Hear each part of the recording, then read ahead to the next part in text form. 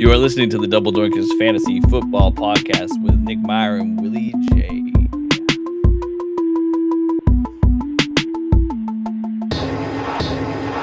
This hot June evening, even still, we bring you the AFC South and the AFC East breakdowns, deep dives. If you are listening to this on the podcast, this is going to be the AFC South episodes, so stay tuned next week for the AFC East episode. If you're watching on YouTube Live, welcome. Thanks for being here with us. You will get both of them right here, right now. But before I go into that hot June evening, how's it going, Willie? How are you doing? I'm doing good. It's a hot June evening for sure. I don't have AC. I got fans going, and my cat's just laying on the floor, looking at me sad. That's one of those evenings. But I've been good. I've been following a little bit more basketball news and football news recently. Just had the NBA draft. Some big names. Some no Portland picks, and they traded all their picks. And it's all convoluted, but nothing Portland-wise exciting. But there's been some exciting NBA news. Oh, for sure. I'm a Jazz fan, as you may have seen the hat on here recently. So we had the second overall pick, and we got Darren. I want to say Peterson, but now that I'm okay, no, it's Peterson. Yeah, I wanted to commit to that, but I was a little worried. Which, from everything I see, I should be very excited. You should be. I'm glad you mentioned being a Jazz fan. I brought it up because I know that you're a Jazz fan, and the Jazz. You probably have heard this many times, but they do have a really good future. Got some good players. Yeah. It's been long enough. I will tell you that. Like the Jazz drought has been actually more demoralizing than the Raiders drought, because the Raiders were trying every year and they just sucked, except for last year, I guess.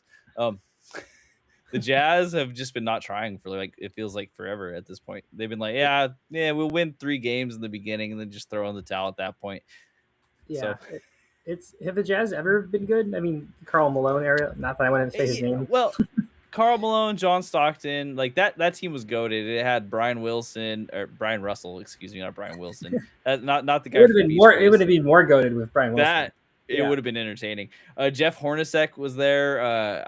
Isaiah or Isley. Anyways, it's too late in the night and it's too hot for me to remember all these guys.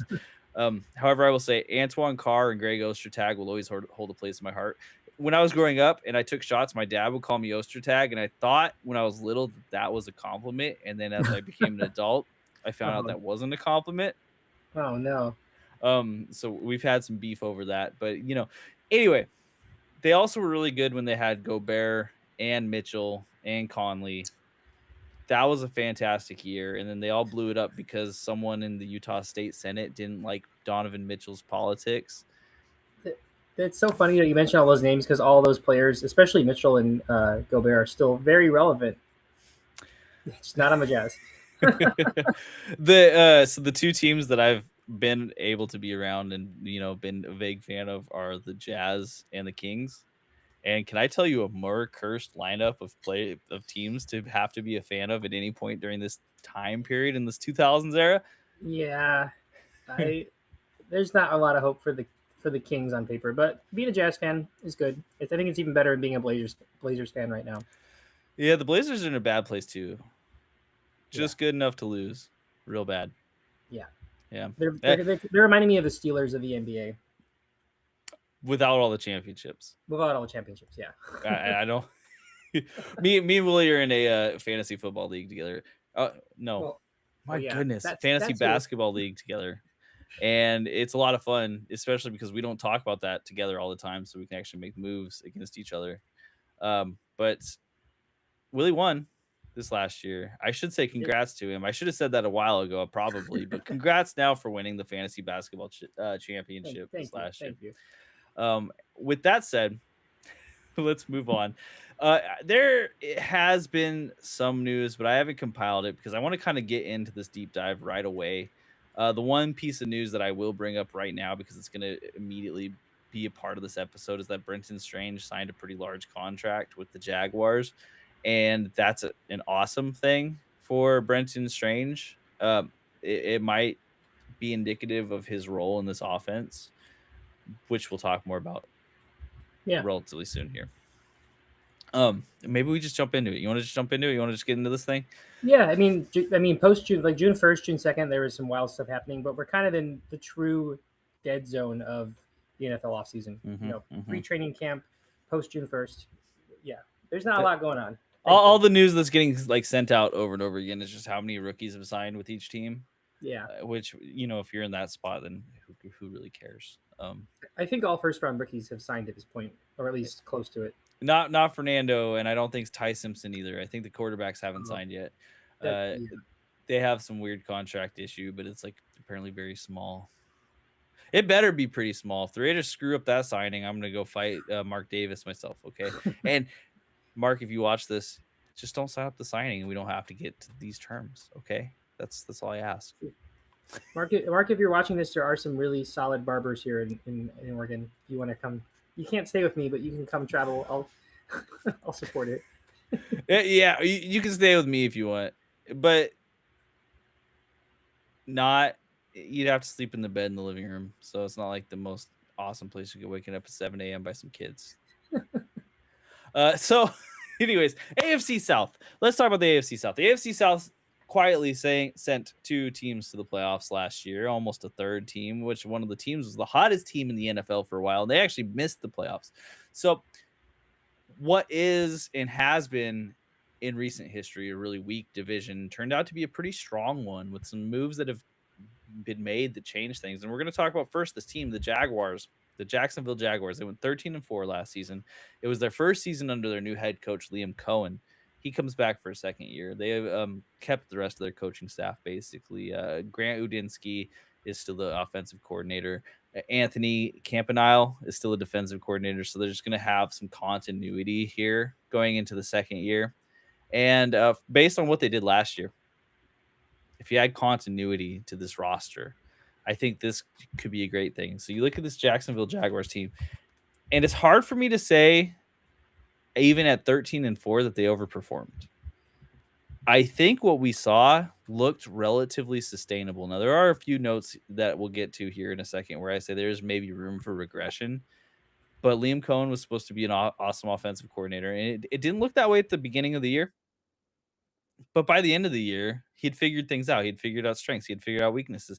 He was dealing with injuries, and the team was still clicking. I mean, at a certain point, you had Trevor Lawrence called a major bust, and it switched at the end to a potential MVP candidate. It, they were on that streak. I think it was an 8 or 9 game win streak to end the year. So they were like outside the playoffs, and then they were like pretty confidently in the playoffs, and then they just kept winning games and finished with you said 13-4. I feel like the turning point was maybe that game against the Chiefs, specifically when Trevor Lawrence got that really wild rushing touchdown, and from that game, I feel like there was a big turning point, and they really never let off. And it was interesting because it really was the tell of two halves for me. In the first half, the offense wasn't clicking, but the defense was lights out, awesome. You couldn't get anything by them. They were at prior to the end of the season, they were leading the league in turnovers. They were just going nuts. And then halfway through the season, you see kind of a changeover happen, and the offense just starts clicking. The defense doesn't get a lot worse; it gets a little bit worse, strictly through injuries or the other teams figuring out. Who knows? I'm not an X's and O's guys in that sort of way right now. But what I will say is that this offense, I think, if they can continue and carry on with the momentum that they had at the end of last season, despite not losing in the playoffs, but there is chance for higher ceilings for almost everybody. But let's talk about the actual players on this team. So for the most part, we have remained the same, but there's one huge subtraction from this team that has to be talked about because he was a huge piece in fantasy football and a huge piece of this offense. Travis Etienne is gone. He is now on the Saints. We've talked about the Saints already, so we think Travis Etienne is a great talent. We do believe in him in New Orleans. However, the opportunity that exists now in Jacksonville is huge. You have Bashal Tutin, LaQuint Allen Jr. Those are the two guys who were on the team last year. And then you have Chris Rodriguez Jr., who is joining the team. Chris Rodriguez Jr. has a tie to one of the coaches, and I am forgetting exactly who, but there is some history that it connects him to this offense prior to this year. So this isn't something that's just kind of out of the shot or out of the dark and out of the blue. It's a signing that makes sense, and he may know the system coming in. Do you think I'm going to ask you this question right off the top? Hmm. Do you think that Bashal Tutin, where he's at right now, is a bona fide RB1 in the fantasy drafts? I think that Bashal Tutin is going to be an RB1 on this team. I think that the O line is already a strength. They just signed Anton Harrison, their tackle, to an extension. I think that this is going to be a run first team, and not just because of Trevor Lawrence's, um, not because of, or rather, not because of the lack of weapons that Trevor Lawrence can throw to, but also Trevor Lawrence is a pretty good rushing quarterback, and I think that leaning on the run, especially in the second half of last year, was a big strength of this offense overall. Um, and I think that Bashal Tutin, I mean, he was a fourth round rookie. Those can be hit or miss, but he had an electric combine last year, and he really proved himself, especially in the end zone down the stretch. I don't know the stat off the top of my head, but I think he may have had like the same number or maybe even more rushing touchdowns and third down touchdowns than ETN last year. And he was a little underutilized as a pass catcher just because ETN was so prolific as a pass catching running back. So I'm looking where he's going right now in drafts, and I think with any team, there's going to be guys being overinflated because they're the new RB1, and Tootin could fall into that kind of trap. But as I'm looking here, I realize that Fantasy Pros has not made my free trial is up, so I can't see exactly where he's ranked on Fantasy Pros. I will check Interesting. Okay. Okay. I'm seeing right now he's ranked at 66. overall. Yes. That's his ECR. So this ADP is actually 55 overall. So he's going in that fifth round. Um, which RB1 of Jacksonville, it makes a lot of sense to me. Yeah, this is the kind of team. It reminds me a bit of the Bears, where even if you don't have an elite guy, the O line is strong enough, and the offense as a whole is strong enough that if you are more or less kind of going into the year slotted in as that most talented RB or RB1, like I think you're going to produce regardless of your overall talent level. And I think that Tootin has a lot of untapped potential. I think that we haven't seen his ceiling yet, not just in his offense, but as a player. Mm-hmm. I also agree mostly for this reason. Liam Cohen came in and he immediately made the run game stronger, even when the offense was lacking in the beginning of the year. That was mostly due to the passing game. The run game came out strong and stayed strong the whole season. So Bashal Tutin, he had flashes and he clearly has great talent. He's in the NFL, right? He may not be the most talented running back in general, but he is a running back that can succeed in the system. I mean, we saw Liam Cohen make Bucky Irving a thing, in different skill sets, different players. However, he can clearly make it work with almost any of these running backs that he's starting. I also have a question to follow up on this is that if we saw last year Travis Etienne and Bashal Tutin have fantasy relevant seasons, Tutin was kind of up and down as the RB2 and the rookie, but it was still a fantasy relevant season. Do we think that Chris Rodriguez is someone that we actually might be looking for as a sneaky late round ad? I think as a sneaky late round ad, if you view him as more of a handcuff, yes. I think that I think he's going to be better than he was on the Commanders last year because I have more faith in the Jacksonville offense. But I don't think that he's going to like come in as like this RB2 by committee approach. I've seen some analysts and some people speculate that it's going to be more of a committee. And I think that Rodriguez and Allen will get a decent amount of carries, but I think that Rodriguez is really more of a solid handcuff as opposed to like a Ramondre to Travian Henderson kind of split. That's fair. And I did so the connection between Cohen and Chris Rodriguez is that when Liam Cohen was the offensive coordinator at Kentucky, Chris Rodriguez was at Kentucky. So there is the history of him having been an offensive coordinator for Chris Rodriguez in the past. So, maybe that's the reason for the ad. It's familiarity with the system, so you can get someone who can come in and immediately know what's going on as a backup. Um, I think that Chris Rodriguez will be nearly free, so he's someone who I'm like eyeing as a potential sleeper, and I suppose we'll talk more about that as we get further on in the off season. The receivers are very interesting on this team because there's four names. There's a few more, but there's four names in particular that I want to talk about, even if just briefly. I'm talking here: Brian Thomas Jr., Travis Hunter, Jacoby Myers, Parker Washington. You can ask me afterwards, but I'm asking you first. If you had to rank those 4 names in order of who you want the most, so this isn't looking at ADP, just who do you think is gonna be the most productive? What would the order be? Oh, so you said Travis Hunter, Washington, and Jacoby Myers, and who was? Oh, Brian Brian Thomas, of Thomas, course. yeah. Of course. So this is hard because the recency bias is obviously that Brian Thomas had a really down year and Jacoby Myers had a really great year after coming in midseason. I mean, we talk about what the second half spark was on this team offensively. You said the run game was consistent. The spark came from Myers and that Myers trade. Like he really became the wide receiver one and added a lot to the passing offense. Um, I'm still bullish on Brian Thomas coming back from his down year. Now we saw his best fantasy times in his rookie year with Mac Jones, but I still think Trevor Lawrence can get chemistry with Brian Thomas. I don't think that Brian Thomas is just a Mac Jones merchant. I think he's too talented. I think that he may have just had a down year acclimating to this new Cohen offense, but obviously this is year 2 for him.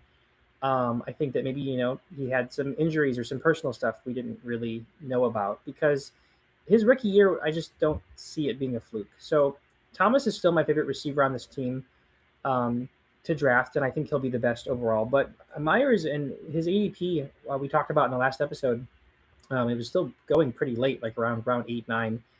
That could raise, but I'm still very high on Myers this year. Um, I like Parker Washington is kind of like an upside bench player.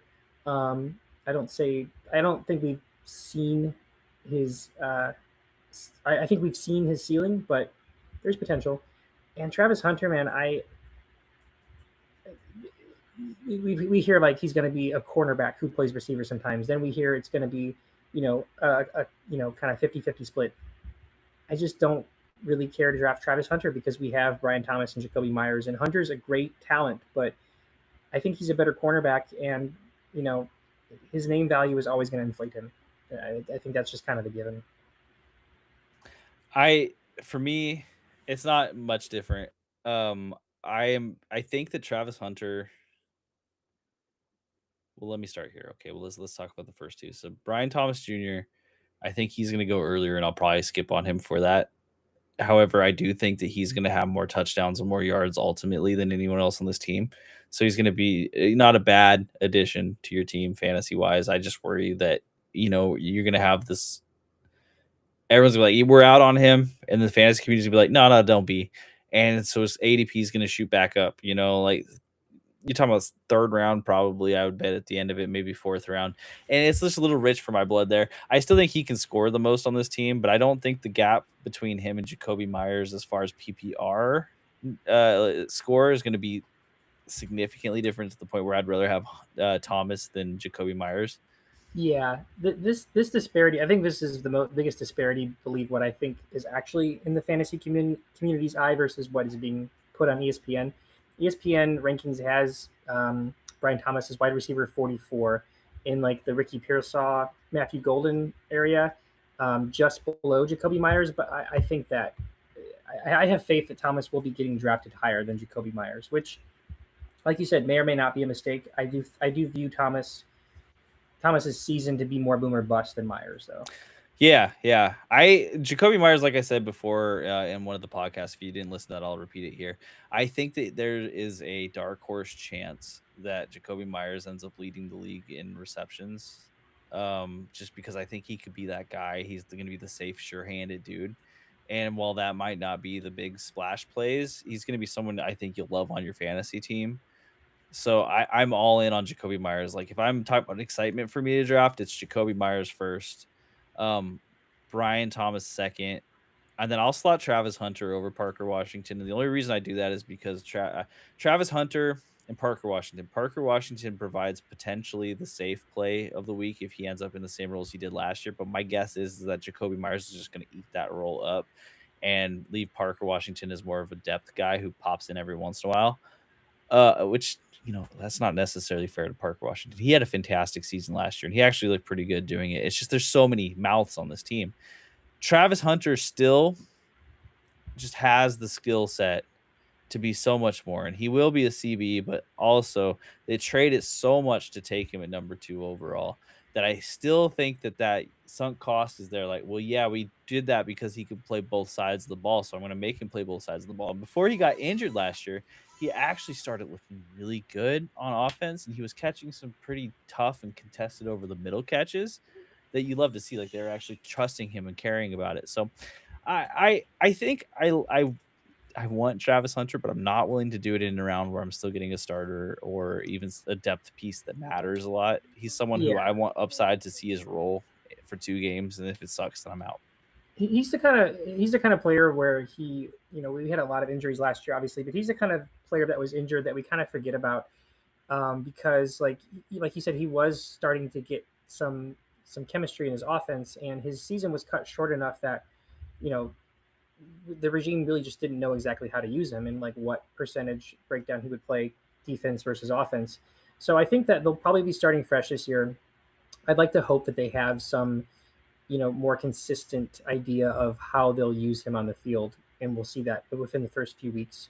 I do think he's a fantastic best ball drafter, or fantasy draft pick because I mean he has a talent to have those 30 bomb games on any given Sunday, and it's just because he's so talented around the field where he can pick up the short yardage and can run the ball after, yards after the catch, but also like he can catch deep passes too. So I'm excited to see what he could be, but I feel like his ADP is always going to be higher than Parker Washington in the background. We saw the risk of what could happen with the dual role come to light last season. It was exactly what everyone was worried about. He was going to be a CB more than a wide receiver, and he's going to get injured, and that's Yeah, what happened. And so I can understand why people are out on him too. Real quick, just because Bashal Tootin, I think, is the person. Oh, yeah, Bashal Tootin is the person I think everyone's going to be the most split on. Looking at his ADP, the running backs around him, Quinshawn Judkins and Jadarian Price and Chuba. You taking Bashal over any of those guys? I think it's a pretty fair ranking, honestly. I think that I mean I like Quidshon's talent more, but he's also got Dylan Sampson, and I think Dylan Sampson's a bigger threat than Chris Rodriguez, and the Jags have a better offense. Same with Chuba and Jonathan Brooks. And same with Jadarian Price and Zach Charbonnet. So those are four pretty equally ranked guys for me. If I'm ranking the offenses though, I think I like the Jags offense the best out of those. At least running off like run game. So I think Tootin's a good pick. I worry that his value is going to get inflated after training camp in some videos and he shoots up around. Like I think he's very properly ranked right where he is. But I do feel good enough about him that I would snack him maybe a little bit early just to have him on my team. Yeah, yeah, that's fair. I think I'm in on Tootin over all of those except for maybe Price. Price is the one that gives me like the excitement, but that's also the rookie thing, you know. Yeah, We shoot for the upside. I think that the one of the big things that you'll have to look out for is that Tootin's going to rise in ADP a lot just because his name is funny. And that sounds silly, but you know what that means is that the fantasy football people are going to talk about him a lot because they can make a joke about his name. So his name's going to be out there, and they're going to be they're going to want to draft him so they can have his name be a pun in their yeah, team name. Yeah, exactly. So just a real last thing for the Jaguars here. So they were 11th in passing yards last year, 8th in passing touchdowns. Pretty good efficiency in the red zone, it sounds like. 20th in rushing yards, but 6th in rushing touchdowns. And this is one thing I would ask is like, do you think there's potential regression for rushing touchdowns, or do you think that's just the scheme and how it makes it work? I think it's a scheme, and I think especially Tootin was so prolific. I don't have his exact touchdown number in front of me here, but he had like I think per attempt he had like one of the highest rates of rushing touchdowns in the league. So I don't really see regression. I think that this run game really can stay afloat, and I think it's their identity as good as their receiving options are. I think their at least end zone identity seems to be rushing. Yep. Is Trevor Lawrence someone you're looking to take just at all? Is he someone who you're okay with coming out of drafts as your quarterback one or quarterback two? Absolutely, I think that he. Um, I don't want to disrespect the GOAT, Caleb Williams, but I think he's going to be a cheaper Caleb that could produce just as much, if not better. Yeah. Um, the Bears and the Jags, their offenses do remind me a bit of each other. There's some strengths on one side versus the other, but I think they both have just really solid offenses. And Liam Cohen and Ben Johnson are two of the brightest, young offensive guys in the league. So I like Lawrence, especially because he's not going as a top QB, at least not right now. He's like in around like 7 or so. So he's someone who you're not necessarily getting him super duper cheap, but for his potential. If he finally does have that MVP season, you're gonna be happy you got him. Yeah. And he's got the pieces around him right now, so this would be it. Uh, also, they lost a lot of defensive pieces, um, which could be good for their offense because their defense may not be as good as it was last year. So they were first in rushing yards against, second in interceptions, and then they were middle of the pack passing number wise. Otherwise, so if that defense even falls off a little bit, they're going to have to pass more, and that's also good for these pass catchers. Yeah.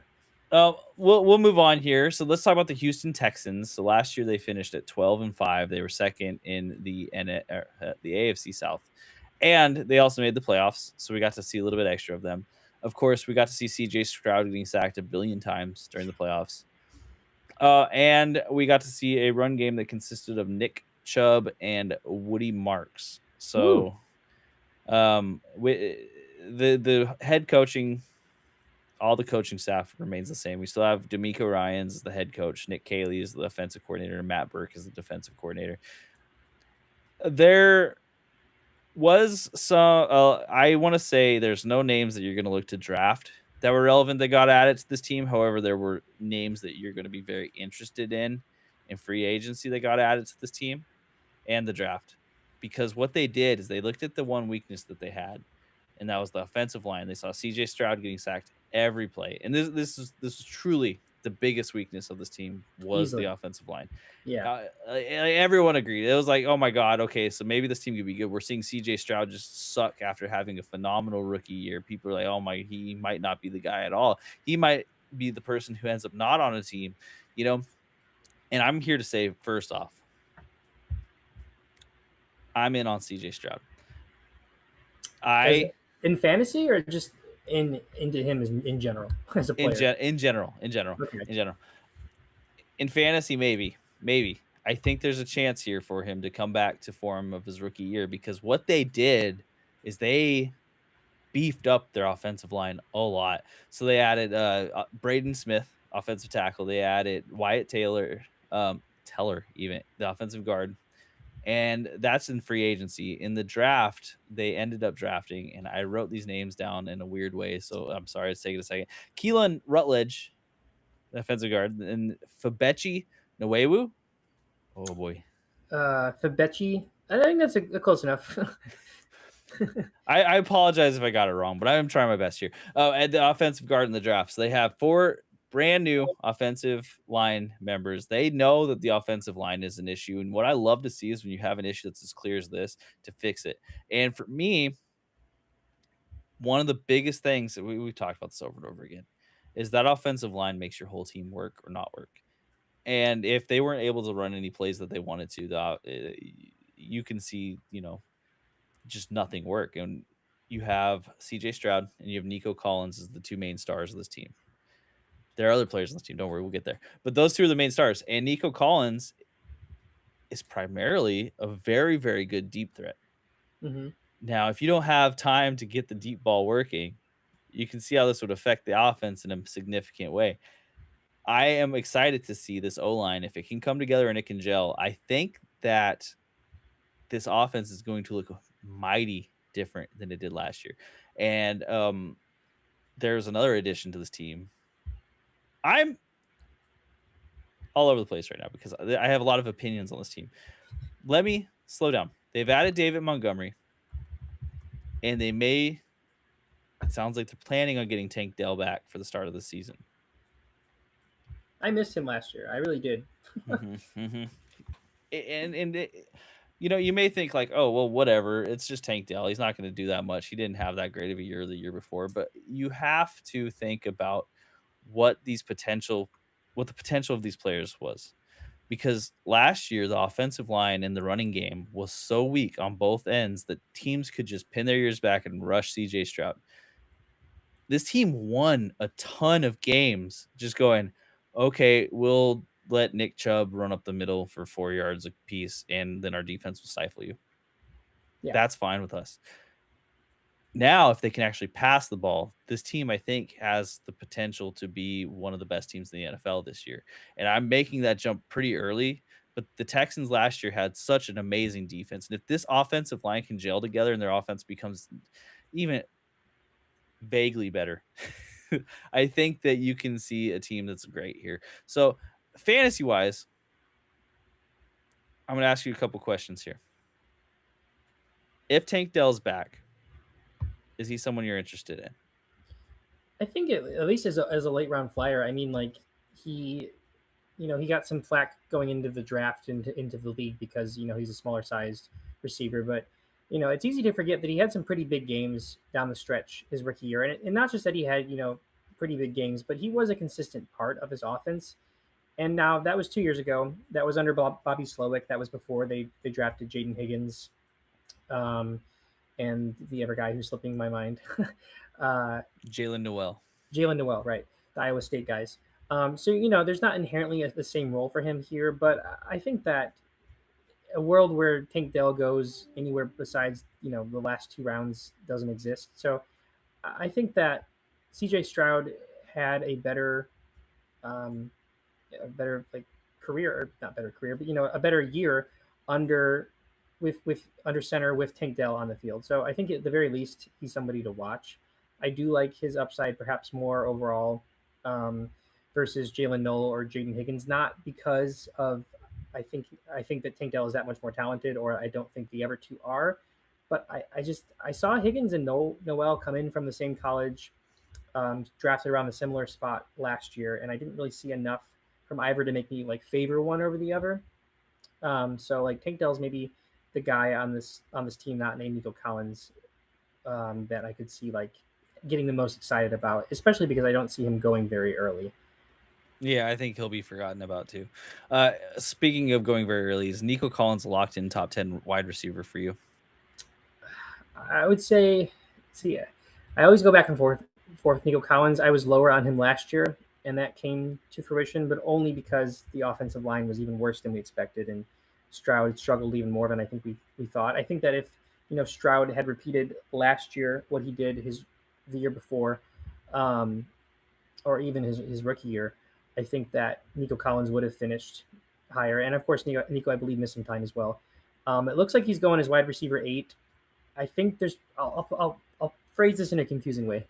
I think that there's 8 or 9 or 10 receivers I'd probably take over Nico Collins, but I think Nico Collins has earned his wide receiver 8 draft spot, if that makes sense. What I would love to see is if Nico Collins even slides like one or two spots, I'm in 100%.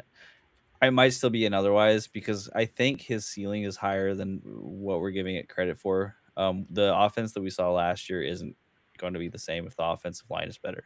Yeah. CJ Eh, Stroud will not get sacked that many times again if the offensive line is better. And you see this offense actually start to click and work once CJ Stroud can target Nico Collins in the intermediate to deep game. there was we saw the brightest success of Nico Collins when there was some semblance of a run game. And last year, not only was the O line so porous, and CJ Stroud was taking so many sacks, they had just Nick Chubb and Woody Marks, who had some games here and there, but the running game upgrades we'll talk about have gotten so much more dynamic in my opinion than last year, that I think that it's going to allow Nico to like actually get the ball in his hands when it matters, which is in the end zone, because that's when he was, really popping off in your fantasy team, was when he was able to get touchdowns. And last year that was just not really a factor. Yep, and I agree. So the run game is something else. I think the combination of upgrading the O line and then also getting David Montgomery from the Lions in here is interesting, especially for a team that's got such a strong defense potentially. Um, so David Montgomery comes in. Can David Montgomery produce a top tier running game? He's currently going around the end of round 4, early round 5. It was right before Bashal Tootin, actually. Is this someone that you're interested in? I have my reservations with him personally just because of who he is and the attitude he had last year. But what about you? You as the Bears fan, how do you feel about David Montgomery? I think that David Montgomery, at least on paper, is coming in as the best running back the Texans have had since Joe Mixon 2 years ago. I think it was, where he had that season where he was going around the same draft range, and he, definitely proved that he was worth that draft pick. I think we kind of forget that, Mixon, because of his fall off last year and just kind of who he is in general, we kind of forget that he actually had a pretty dang good run game, or running back season on the Texans. And I think Montgomery is around the same age that Mixon was when he was, showing up on this Texans offense last year. And I think that, I don't know, I think Montgomery, he is, a running back in the twilight of his careers, but he really doesn't miss many games. He missed some time last year, but he doesn't have an injury history. He's been used less the past few years on the Lions because of the split with Gibbs. And I think that, Marks and maybe some others will split into Montgomery's workload. But I think that this is the first clear cut opportunity for Montgomery. He's being given the RB1 slot in a few years since Gibbs was drafted. And I think that I think he has something to prove. And with the O line upgrades, I like his ADP right now to return that value. He strikes me as someone that would be a really nice RB2 for your team if you draft some good receivers and an elite RB1 as well before him. I think he can really complement your team. And if he ends up getting drafted and being your flex, that's even better. Yeah, I see. My issue with David Montgomery is I don't remember the last time someone talked so much crap about their past team and then came to a new team and then really showed up. Like Le'Veon Bell didn't do that with the Jets, but Yeah, but he sat out a whole year, didn't he? yeah, and I suppose this is different because I do believe that the Texans are going to want to run and score running the ball also. And again, the fact that they went out and they addressed their O line and that was the thing they addressed this year gives me hope that they're making it a real, like someone sat down with D'Amico and was like, "Hey, I know you had a good year, but you got to do better on the offensive side. We cannot kill CJ Stroud, because they're gonna have to pay him a gazillion dollars. I don't remember if they already gave him his contract or not. He's Um, he's he's going to be playing in the fifth year option. I think they're working it out. that's it. They're like, we're either gonna pay him a gazillion dollars and not know if your offensive line gets him killed again. We have to know because it's such an up and down roller coaster with him. Okay, I suppose last question with the Texans, because this is more of a rumor, so I can't verify this. Keenan Allen's been linked to the Texans. He's been in talks with the Texans as potentially joining this team. I'm not going to ask you about Keenan Allen because it's too much of a reach. But if CJ Stroud gets Keenan Allen as well, are you in on CJ Stroud or are you out on CJ Stroud? I'm out on him regardless, just because it's not a lack of faith in his game. I see him as, you know, going around at highest, going around the range of another quarterback that has rushing upside, which he just does not. Like, the highest I could see him possibly going in drafts is around that Brock Purdy, Matt Stafford range, and I would just much rather have them because Purdy rushes the ball and gets in the end zone, and Stafford's got a Puka, and and Devontae Adams, and I do like Nico quite a bit. I like the weapons this team already has, even without Keenan Allen, but there's no X factor on this team that CJ Stroud is throwing to that I think could bolster him to that QB1 or high end QB2 range for me. I mean, I think Nico could have a great year, but I don't see him, repeating like what Puka did last year. Joe Burrow is another quarterback that is basically a statue in the pocket, but he's got Jamar Chase to really like up his floor. And I don't know. There's not really a world where Stroud is somebody I'm looking to even spot on my bench. This is fair. I think that like my gut feeling here with CJ Stroud is really strong and that I think he's going to have a really good year. So I am vaguely interested, but I can't recommend it as anything more than our QB2 in a risky QB room. Yeah, I, Um, I would say the same. and like I said, it's a gut feeling. I really want him to succeed because he's the QB that finally defeated the Wonderlick. And I love it when that happens. Let's keep going, and let's talk about the stats last year. Oh, go on. You have a question? Didn't Lamar have a really bad Wonderlick too? Yeah, yeah. Yeah. And I But think they still he's kept like, it going. yeah, And CJ Stroud, I think like he got like 3 points out of the potential, which is like you wrote down your name and that's all you did right. that's pretty bad. So just for reference for the Texans last year. So last year they were 31st in rushing touchdowns. Oof. Yikes. 22nd in rushing yards. 14th in passing yards and 20th in passing touchdowns. So this offense did have an issue, and I guarantee you it was the offensive line. So I'm excited to see if they can go up from here. And then their defense is awesome. Their defense is, I think, somehow got even better. They added, I know off the top of my head, they added Reed Blankenship, safety Mhm, from the Eagles. They mhm. drafted a defensive lineman out of Ohio State early in the second round. Like, and they didn't have any notable subtractions that I can think of that were at least consistent starters on the defense. So they're just bringing everybody back. And, and no disrespect to J.J. Watt because he was an incredible player, but this might be not only the best Texans defense we've ever seen on paper, but like one of the best defenses of the 21st century. I mean, Yeah, it's I so many I'm different ways they're loaded. very excited about this team. Personally, I'll have a hot take in a little bit here. But right now, let's move on to the Colts. So the Indianapolis Colts, Indiana Jones, and the Philip River, and everyone you remember from last year. Well, not Philip River. He left again. He's gone. Michael Pittman's also gone. But we do have all of the coaches returning. We have Shane Steichen as the head coach. We've got Jim Bob Cooter as the offensive coach. I, It's offensive, all he's right. he's such a serious looking man in all of his pictures, and I just don't get how you can be both that and have that name. It just doesn't make sense to me. And then Lou and Anarumo. Anarumo, yeah. Yeah, I started saying it real slow. I'm like, no, this ain't it. Just go. Um, so this team, they lost Michael Pittman in a trade to the Steelers. So it wasn't really a loss. This was more of a planned thing. They didn't really draft anyone for the offense. This was a very heavy defensive draft for them. And they added in free agency Carson Tout, which is a tight end. He's not someone who I think you need to be worried about in fantasy, but he fits the mold that the Indianapolis Colts have been looking at since Mo Alley Cox showed up. He's a college basketball player that didn't enter the draft, but he's huge. And then they added Nick Westbrook Ikine, which is depth wide receiver at this point in this. But what they did do, and I'm sure everyone heard this, is they signed Alec Pierce to a 4-year, $116 million contract, which had to have been because Philip Rivers like, that's my best friend. He's going to be so good for you guys because Philip Rivers really did some work with Alec Pierce. But it's a crazy signing to me because I don't know that Alec ever showed this. It's crazy. I know the Colts aren't the most popular team in the league, but I guarantee if you ask like 12 casual NFL fans off the street that don't play fantasy, or even that do, who Alec Pierce is, I guarantee like more than half won't know his name. And that's a top dollar receiver contract. It's such a high receiver contract. So, all right, you got Daniel Jones. He's looking to be ready by the start of week one, which is crazy for an Achilles tear in December. But that they say he's already in training camp. I don't understand modern medicine.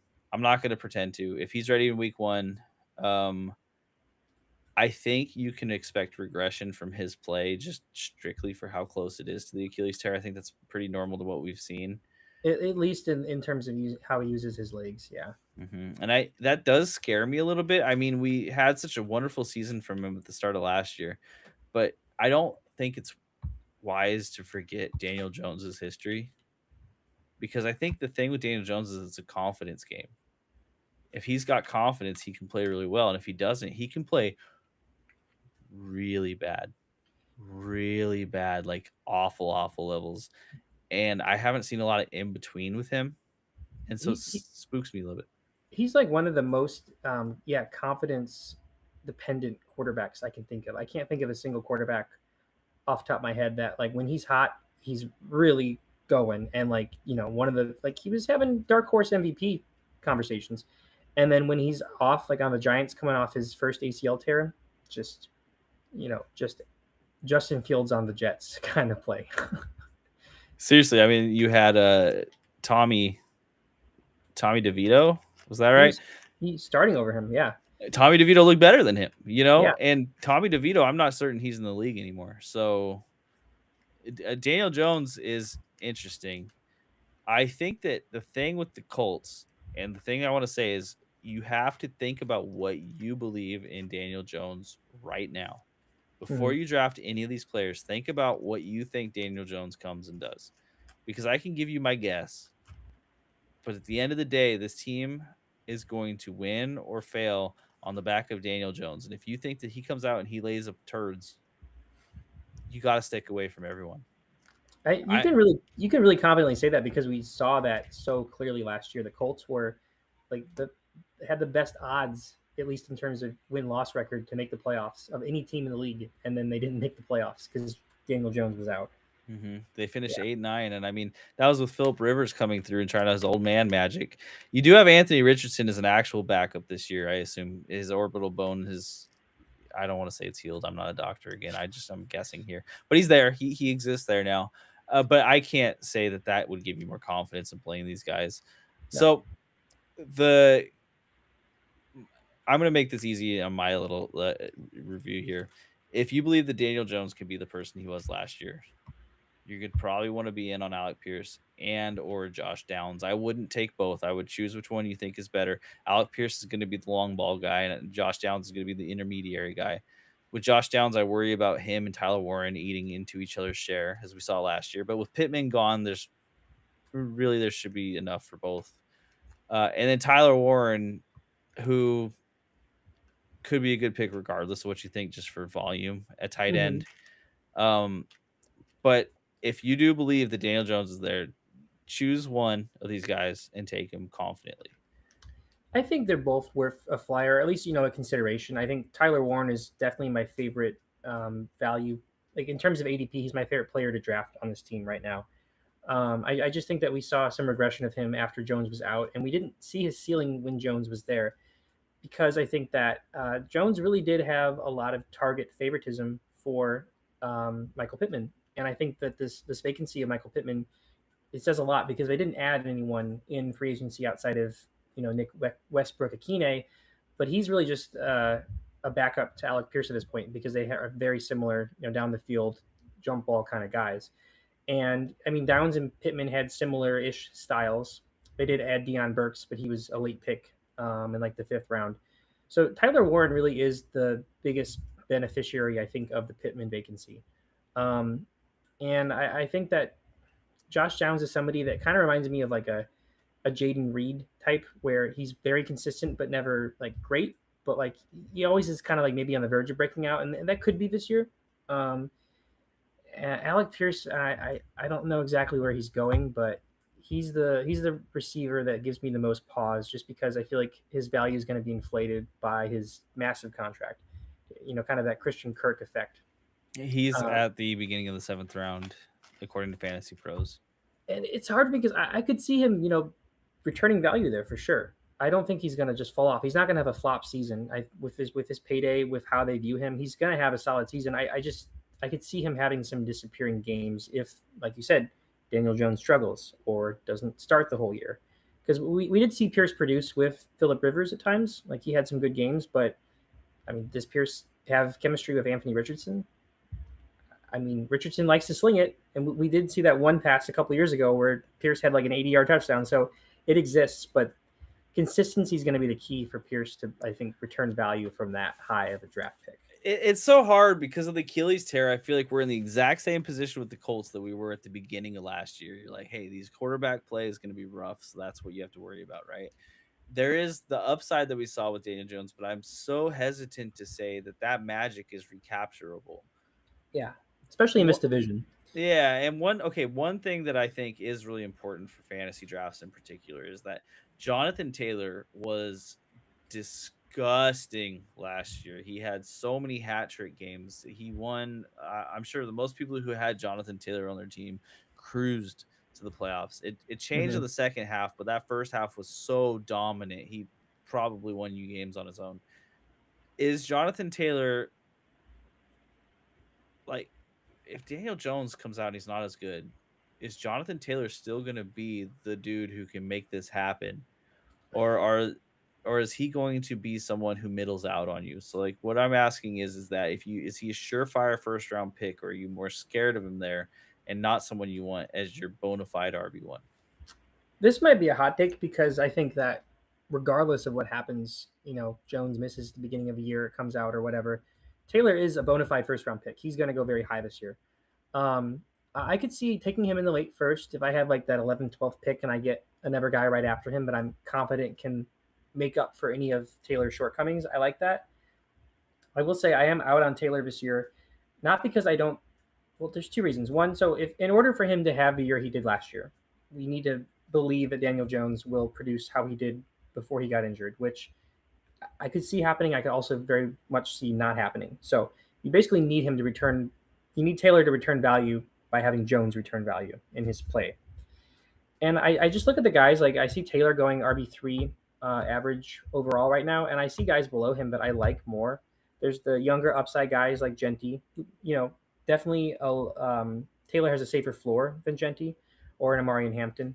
I would probably like Taylor more than Amari and Hampton, but look at Saquon again. The recency bias, like I think that Saquon 2 years ago had the year that Jonathan Taylor had last year in terms of just returning value and having that elite season. And I think that it's not apples to oranges, but like I have more faith in the Eagles offense being more consistent this year than the Colts offense, and I have more faith that someone like Saquon Barkley, who's going a half a round to a round after Taylor, to actually have that magical season again than I see Taylor having. So, I don't really see anything changing that would make me want to be in on Taylor really at all this year because he's going to go top half of first round. I don't necessarily love them there either. I will present one pathway I think to relevance that change, even if the offense looks different here. So last year they were eighth in passing yards, but 17th in passing touchdowns, and they were 17th in rushing yards, but second in rushing touchdowns. So kind of like this like flip flop. So I could see a world in where the rushing touchdowns go down pretty significantly with the lesser efficient offense, right? Mm-hmm. But the rushing yards come up as they're making up for Daniel Jones, needing that run game. So I could see maybe like the ceiling being a little bit, maybe even significantly, but being lower than last year, but the floor raising.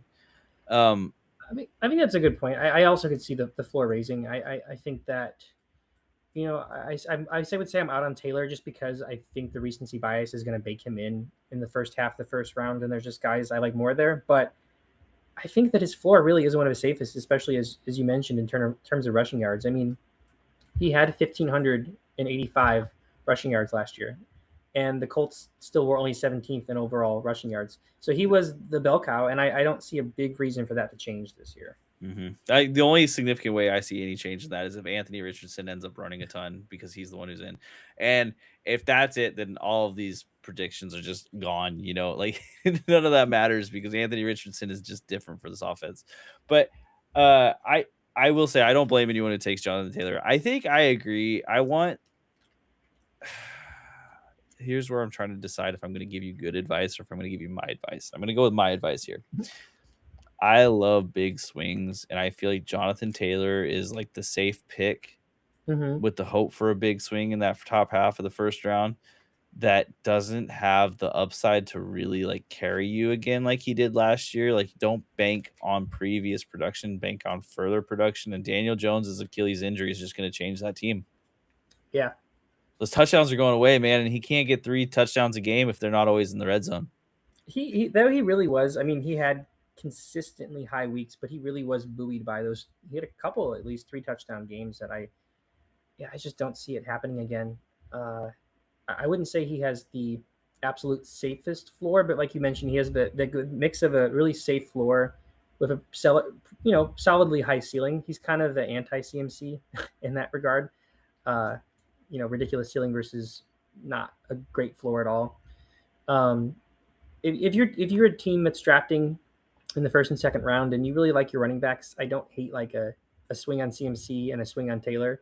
If you can somehow get both, I don't know how you could, but that kind of swing would make sense to pair with somebody with Taylor, somebody like that. Fair enough. No more Philip Rivers either. Just FYI for everybody out there, he is gone. I don't see a way he comes back. So let's move on to the last team here in the AFC South. We're going to talk about the Tennessee Titans, a team so memorable last year that I almost forgot to include them in this list.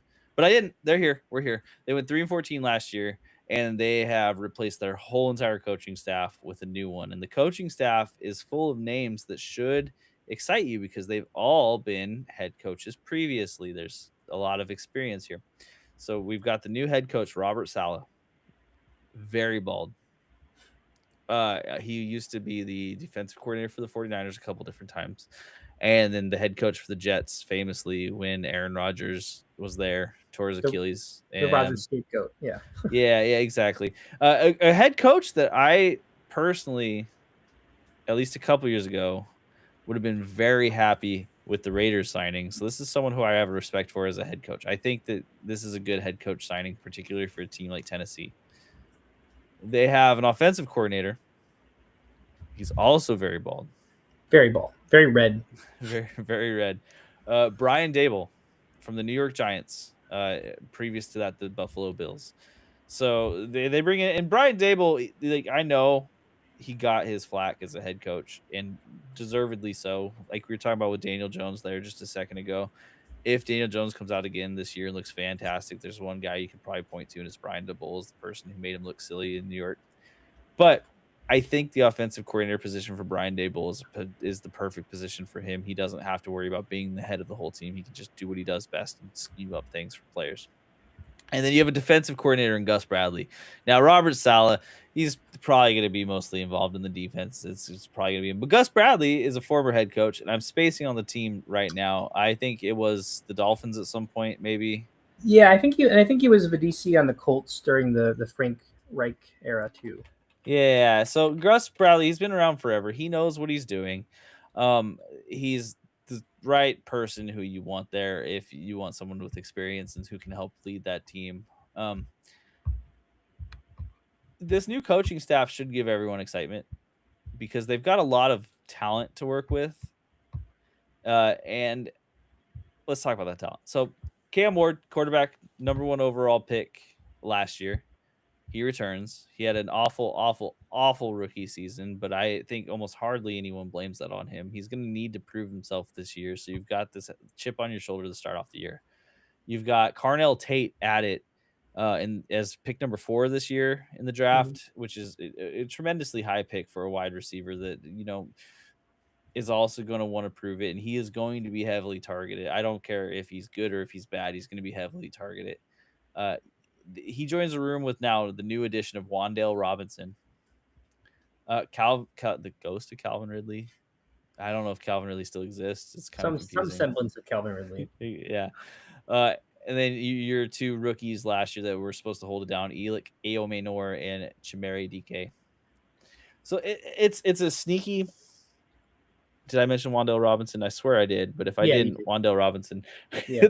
It's a sneaky, in my opinion, a sneaky solid wide receiver group. That maybe I'm looking at it, and if Carnell Tate isn't, he has to have the highest upside of this group because if it's not him, then it's Calvin Ridley, and I cannot tell the folks to draft Calvin Ridley again. I'm not going to do that. So Carnell Tate, top five pick overall in the draft. Can he be an instant top 12 wide receiver this year? Willie, what do you I, think? I wouldn't say instant because I think this offense there's a lot to get excited about with Dable here. And Cam Ward year 2, there's a lot of new pieces in here, and I think there's a lot of talent on the coaching staff. But I think it's going to take maybe a little while to gel. So I really have faith though in Carnell Tate as a player overall for the whole season. I see him being a reverse Ibuka from last year in a way, where they're both Ohio State receivers playing opposite Jeremiah Smith. We're never like the clear one, but he comes in. I think the offense is going to start out a little bit slow just because of those growing pains. But I think Tate, like you mentioned, like he is taken so high in the draft. He has shown a lot of flashes in college of being really dominant, and they're going to use him a lot. I think the target share alone is going to buoy him to a respectable finish in fantasy. And if his offense really does go all the way, like just take a swing on Carnell Tate.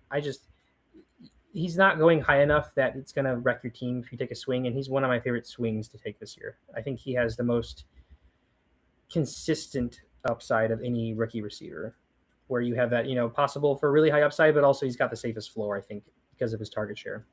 And he's going at the end of the round 5 right now in a 12-team league. So I think that's a pretty good place for him. My thought and issue is here is with every one of these wide receivers that's drafted early that he's going to rise up a lot at the end, like come August. He's going to shoot up into round 3, and that scares me. But here's the good news: he's on the Titans. It can only be Titans, kept so much. yeah, exactly. Does Swandell Robinson, can he provide real wide receiver 2 value? And does his addition banish the rest of these wide receivers? No, he's not going to repeat what he did last year. He had what he had last year, and he was with Dable for part of a year. But it's because Malik Neighbors was out. Jackson Dart hyper targeted him, and Tate is going to be, I believe, the hyper target of this offense.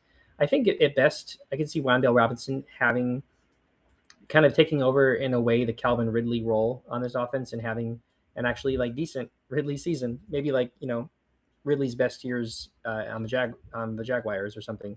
So I mean, Robinson could be solid on your bench at times, I think, but he was wide receiver 9 last year, and I suspect he's going to be going high enough at ADP just to Yeah. like make me out on him.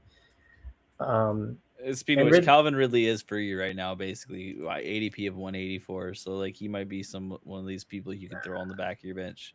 I'll take Alec Ailmanor over Ridley at this point. It's just I like Ridley. I like his career arc and things about what he's opened up about his mental health struggles, and I just think it's over for him. I think he's more of a locker room guy at this point. They still have him on the team for now. I think he's more of a locker room guy, and I do like him maybe more over Shamir DK. I like DK a lot as a talent, but he made the Pro Bowl last year as a special teams player, and I think his juice is going to be on special teams. I don't see him being fantasy relevant at all. Yeah. But yeah, I have a hard time disagreeing with that. So there's 2 other additions to this team. Well, there's actually one other addition and one other player I want to talk about. So Daniel Bellinger joins this team as a tight end from New York, a tight end who had flashed some serious skills. This team lost Chigakonkwo. So is technically Gunnar Helm is listed as the tight end 1 here. Do you have interest in either of these tight ends is anything other than just watch and see if they pop off?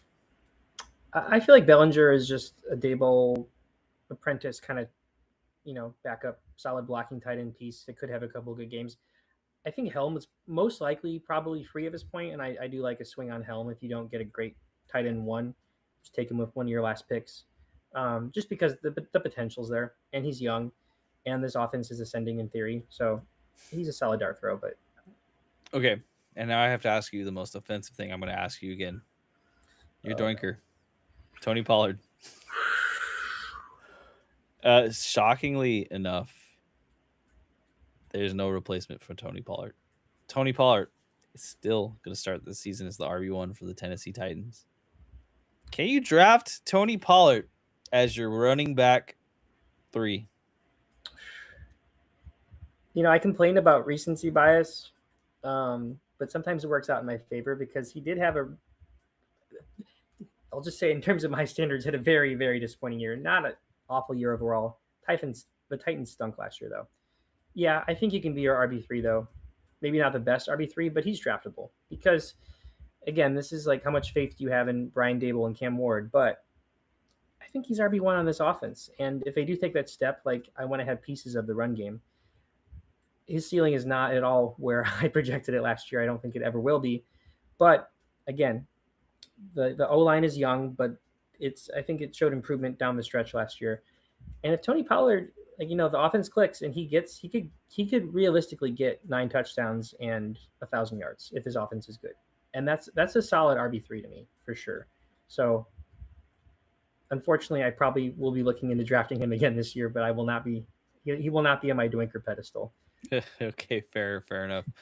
Okay, so and just these are barely relevant because of all the differences in the team. But last year, the recency bias you're getting is they were 29th in passing yards, 32nd in passing touchdowns, 30th in rushing yards, 31st in rushing touchdowns. This offense did not work. There was no ways in which this offense worked, and they've replaced their whole entire coaching staff because of it, and they've given Cam Ward some actual tools to work with here. So I think that you have potential either which way. Now, really quick, Willie, why don't you go ahead and rank these teams I have to go and fix a breaker issue in the garage. I will be right back. Okay, no, you're good. I will mention real quick too, Cam Ward. You mentioned CJ Stroud is maybe your kind of sleeper, like that he could take that leap, and I think Stroud has definitely shown more potential in real life NFL compared to Cam Ward last year. I mean, there's really nowhere to go but up for Cam Ward. But I will say that him and CJ Stroud are going around the same range in fantasy drafts, and I don't want this to be a 1-to-1 comparison, but I think Cam Ward is potentially a swing as your QB2. Now he's basically going to be free, but this is a kind of situation where this offense really has nowhere to go but up. He was a number one overall pick, and I think that if I use this example a lot, but if you take like a Brock Purdy as your QB1, who's stable and consistent, but maybe just doesn't have the highest ceiling, Cam Ward could be that kind of QB2 bench guy that I do like a lot. So Nick is back. I've only been talking about Cam Ward this whole time, but I wanted to mention Cam Ward is maybe that dart throw at the very end where nowhere to go but up. No, thank you for remembering to mention Cam Ward. Yeah. I totally spaced it in the middle of the power. So I have my computer and my internet are on backup power generator for this exact Ooh, reason. And nice. I saw all the power turn off around me. You know what happened is one of the kids turned on the air conditioner because it's hot. I don't blame them. Yeah. Don't blame them, but this is what I mean. You can't do it. Okay. Cam Ward is look, I'm gonna be real with you, and this isn't a good opinion, so like take it with a grain of salt. I'd take CJ Stroud over Cam Ward. I'd take Cam Ward over CJ Stroud So pretty confidently. I will. I'm going to give my little ranking here, but I do want to mention. Well, I'll mention it when I mention the Titans. Actually, um, Texans are my sneaky AFC Super Bowl pick. I'm going to put them at number one in this division. I think everything we talked about, the O line getting better, Stroud perhaps returning to rookie form, the defense just being so good. I got them at number one. I think the Jags, they might regress a bit on defense, but this offense is probably going to be better. I love Liam Cohen, so kind of chalk picks from last year, but I like Texans and Jags. I'm going to put the Titans over the Colts, and my main reason is obviously I have excitement for the potential of this offense under Brian Dable, but my reason for putting the Titans over the Colts is I actually sneakily like their defense.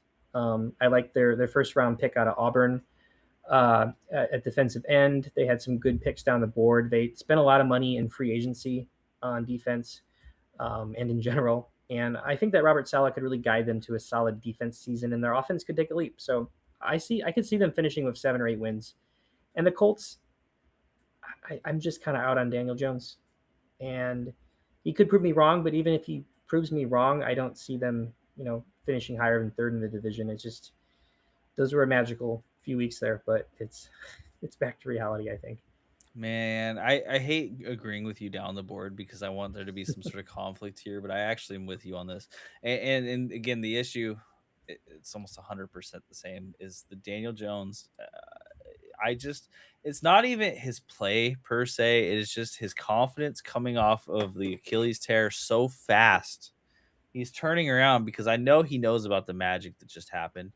Yeah, He's like, I got to recreate that. But that pressure of recreating it is what's going to stop it from being recreated. It's a story as old as time. yeah, So I am not confident at all that this team is going to be able to repeat, and I don't think Daniel Jones is going to be able to repeat in particular. So yeah. third, the Titans. I just don't think that they're going to gel and improve enough with so many moving parts. I think that they will do better than they did last year because it's almost impossible not to. And I have faith in that coaching staff. So there's potential for it, but the issue is that the Jags have no real reason to do a lot worse unless Travis Etienne was so much better than I've ever expected. Um, and the Texans, I said it to you before we started this. Yeah, they're actually full on my AFC Super Bowl pick because Oh, I think that offense is going to get better, and that defense was already soul crushingly difficult to play against for most teams. So you replace every one of those Nick Chubb runs that I had to watch over and over again that really sucked, and Woody Marks catching a pass for 2 yards and falling down with David Montgomery and maybe a hole that he can actually run through. And this offense is going to be so much better. So, yeah, I'm in on both the Texans and the Jags making the playoffs again. I think they're both going to be great teams. I think their matchups are going to be really fun to watch, Yeah. and I think they're going to be, they're just going to be both kind of like really good teams that have a little bit of confidence going into the season because they made the playoff last year. I think this is going to be a much more fun division, and the Colts aren't just going to smash everyone to start off with. Yeah. I was low on them last year going in, and I ate my words, but I'm gonna repeat that and be low on them again this year. It sucks that it was the Achilles tear because even with the quarterbacks, we just see the year afterwards just be Yeah. different. And Daniel Jones doesn't have enough of a leash to be that different, in my opinion. I think I like they gave him a 2-year contract. I think that's perfect. Honestly, it was respectable. It's not an inflated one. They give him a year and they can move on. Mhm. Yeah. Okay, so that was the AFC South deep dive. Now, if you are watching us on YouTube Hangout, you'll get to watch the AFC East directly after this. If you are listening on Spotify or any of the other podcast premiums, doink out. Thanks for listening. Doink out, guys. Behind the curtains, Will you want to break? You want to push? I just 2 minutes. I'm gonna grab some water. We're doing a 2-minute break. We'll be back on the YouTube channel with more right after that. Ooh.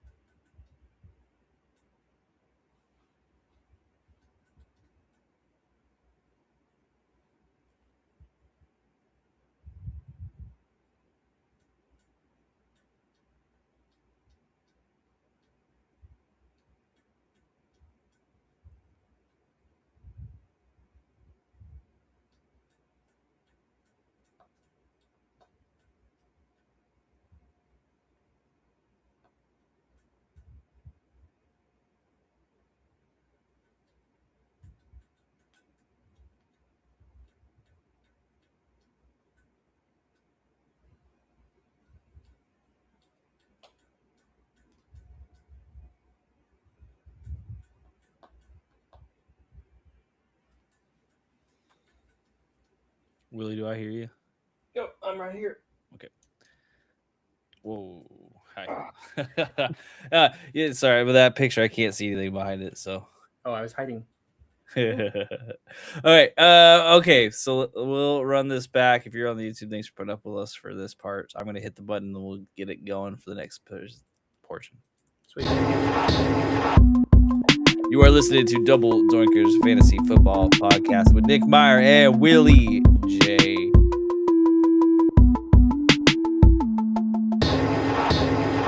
We are bringing you the AFC Deep Dive preseason breakdown. And of course, if you're on the YouTube, you're already following along with this right now. We are doing this after the AFC South review, deep dive, etc.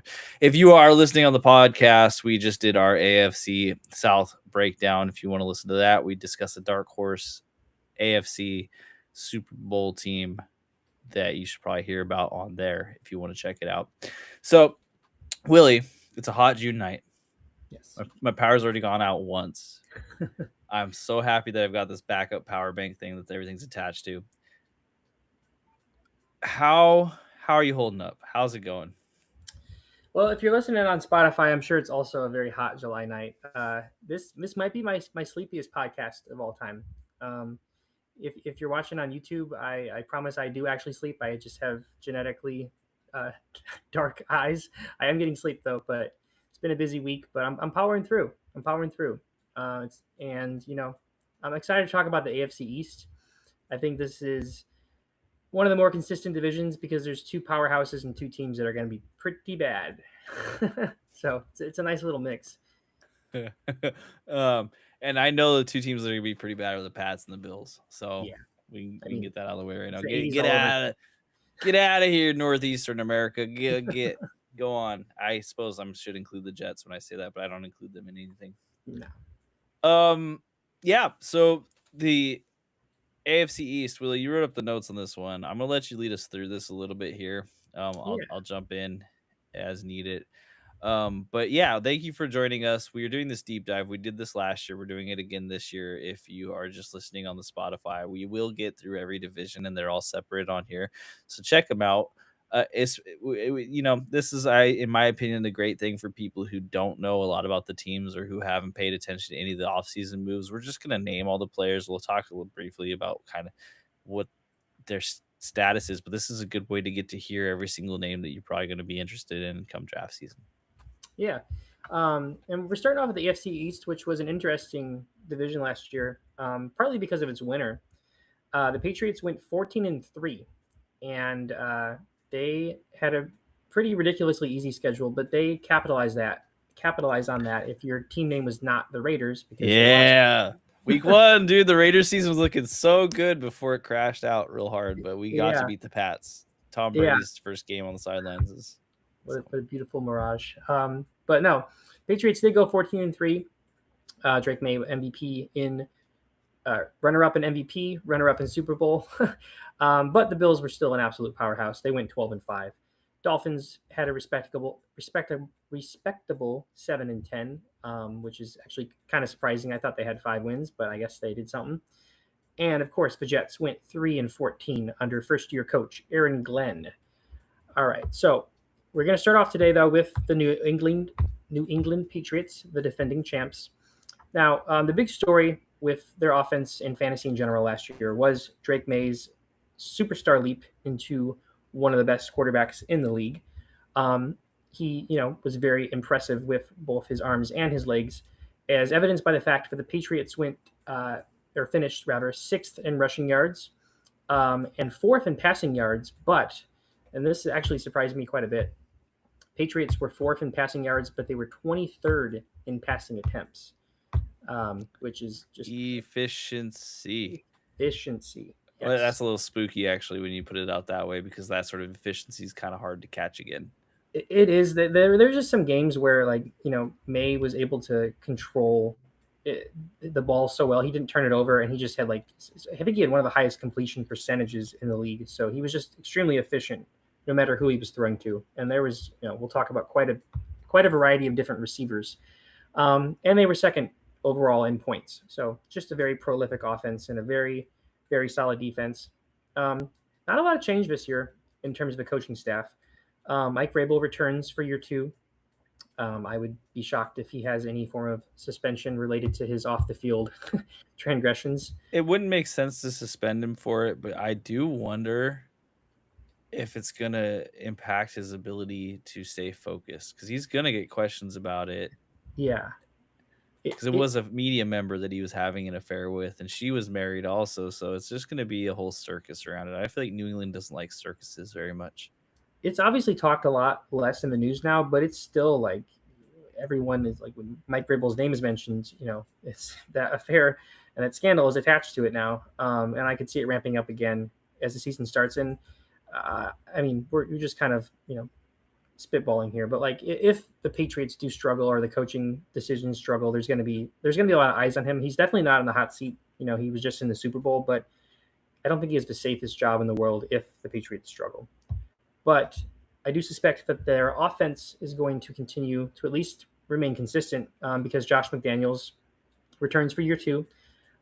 He was, of course, the head coach of the Raiders, but in between that, he also spent 9 years as the OC of the Patriots during the Tom Brady golden era. So, with or without Bill Belichick, he's very familiar with the system, and he, had an incredible offense last year.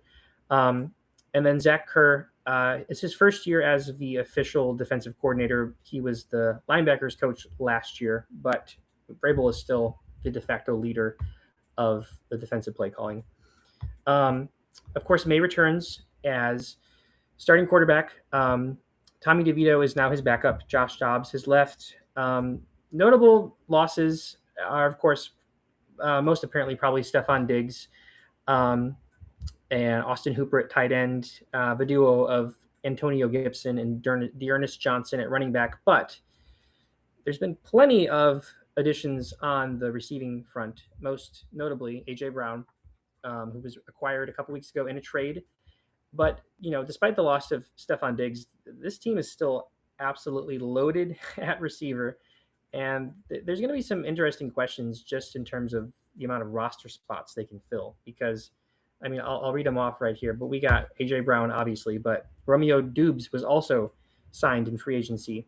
Keyshawn Booty is still here. Mac Hollins, Pop Douglas, Kyle Williams, and last year's undrafted rookie who had a couple pretty big games, Efton Kism the third. So that is 7 receiver spots on the roster currently, and that's with AJ Brown coming in. So, AJ Brown obviously had some targets that he shared the field with in Philadelphia, but I think that Patriots still an extremely crowded receiver room. And of course, at the tight end position, we got old reliable Hunter Henry. They also took a third round rookie out of Notre Dame, Eli Raridan.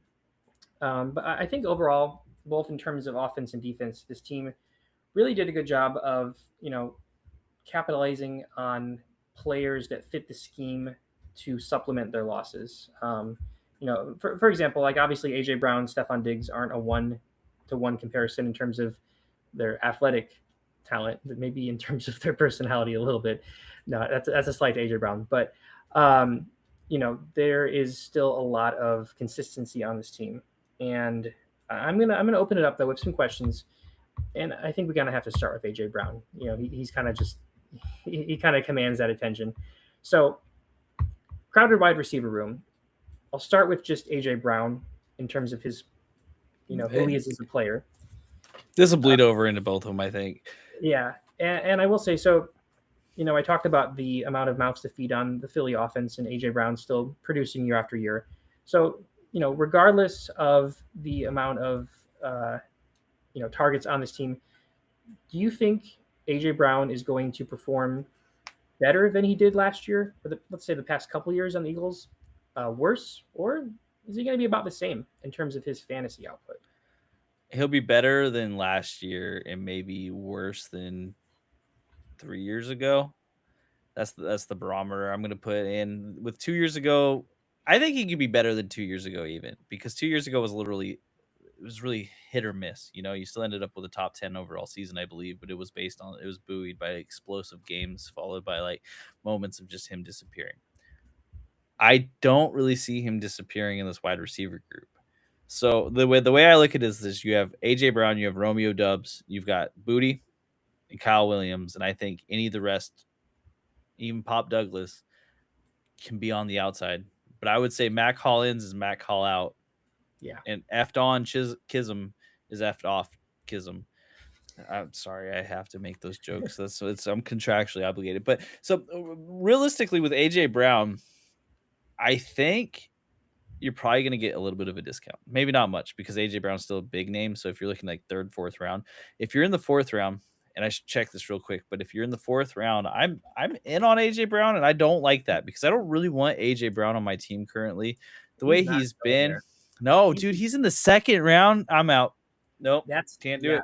Can't I do it. was yeah. I That was makes me phrasing this. so mad. I was Gosh phrasing darn it. this as like, do you see him being the same? Because that's where he is. He's going around where he was being taken last year. So he comes to Mike Vrabel. He's been in he got drafted by Mike Vrabel, right? He likes Mike Vrabel. His favorite team is the Patriots.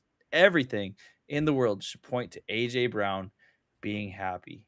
And here's the truth of it all. I don't think AJ Brown can be happy. Not in a team sport. He seems like a guy who needs more than a team sport can give him. Well said. And the Patriots, I don't think, do very well with nurturing particularly needy attitudes. Now, Vrabel might be able to handle it, and winning usually solves these issues. But there's a thing for me when it comes to teams that were in the Super Bowl and lost, where I think that I need discounts on players, not elevation. And they're all, like AJ Brown in particular, if he's going in round two at pick number 20 on average right now, I think he's going to have a good season. I don't think he's going to have that season.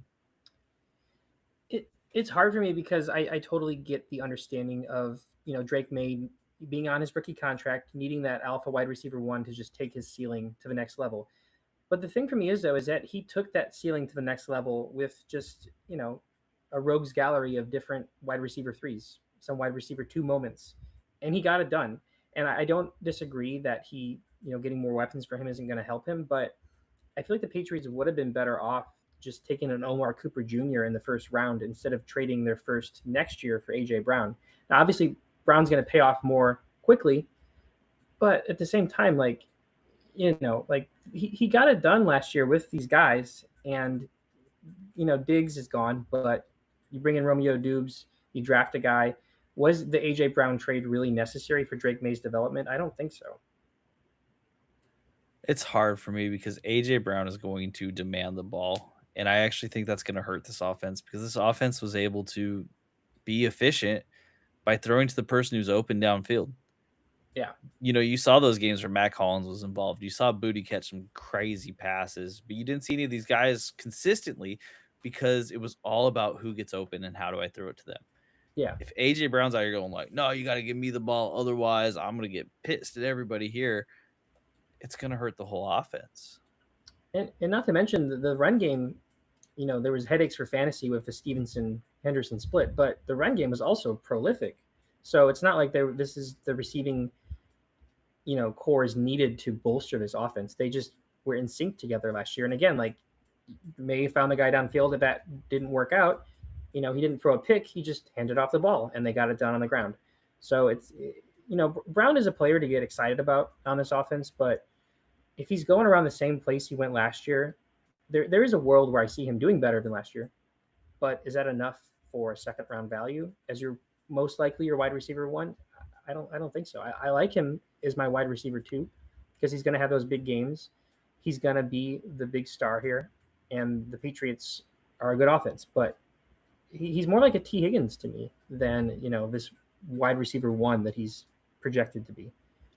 I think that the path for AJ Brown to make me eat these words is very clear and very obvious. He comes into a offense that didn't have a de facto wide receiver one. I mean, Stephon Diggs just wasn't that guy at this point. And he can take over that role as the de facto wide receiver one. He's got the attitude to take over a role as a wide receiver one. However, I I just don't know that this offense is going to thrive on that. Mm-hmm. I'm thinking about Josh McDaniels, and I don't like to do that, but I am doing it. So I'm thinking about Josh McDaniels and how he treated Devontae Adams, a vastly different wide receiver, mind you, but he did pepper him with targets in the when he was on the Raiders, and it didn't work at all for the winning. Like the Raiders didn't win doing that. So I think that seeing that the Patriots made the Super Bowl again last year with this like split and just finding whoever was open and hyper efficiency of targets, I can't imagine Josh McDaniels is going, "Hey, we need to make sure we pepper AJ Brown with targets." But you know what AJ Brown's definitely doing? Asking. Pepper me with targets. Yeah. Give me those targets. I deserve it. I'm always open every single time. The reason why the Eagles fell off last year is because they didn't keep throwing me the ball, and he's in Drake May's ear, and Drake May is a young quarterback still, third year. I don't know. It's bad for me because there's a lot of really negative things hanging over this team right now. Travion Henderson said some stupid things. Mike Vrabel did some stupid things. You know, AJ Brown comes in here and he's not exactly the right guy to fix the feelings, and then you lose in No. the Super Bowl. I It scares me. It worries me. This is a take where I could absolutely be wrong because they could be, just full on professionals who come out and do much better than I'm giving them credit for. But God, dude, pick 20. I'm out. Mm-mm. Yeah. It's It, not. It's it not for me.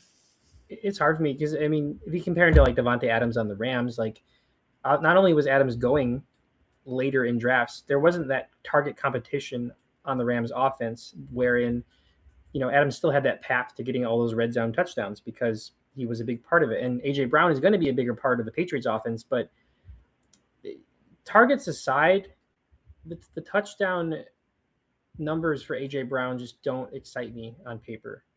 I think that he could be he could get multiple touchdowns, but he's going to have those disappearing weeks where even if he's being targeted, it's not working out. And May's a smart enough quarterback that he's going to pivot from Brown. If Brown's getting double coverage, May's not going to keep forcing it to Brown no matter how much Brown insists. Like I think May is going to read the other players on this team, see them open, and rely on that. It could be wrong. Brown could have a really good season, but it's just he needs a drop or at least a round for me to get excited about him. Agreed. And here's the one. If I'm looking at the other side of this argument, here's the argument I would make for Brown. And to be very clear,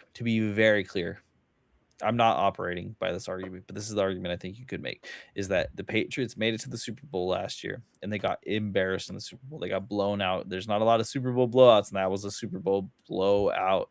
The Seahawks came in and they made them look like fools. They made them look like they didn't belong in the same game at all.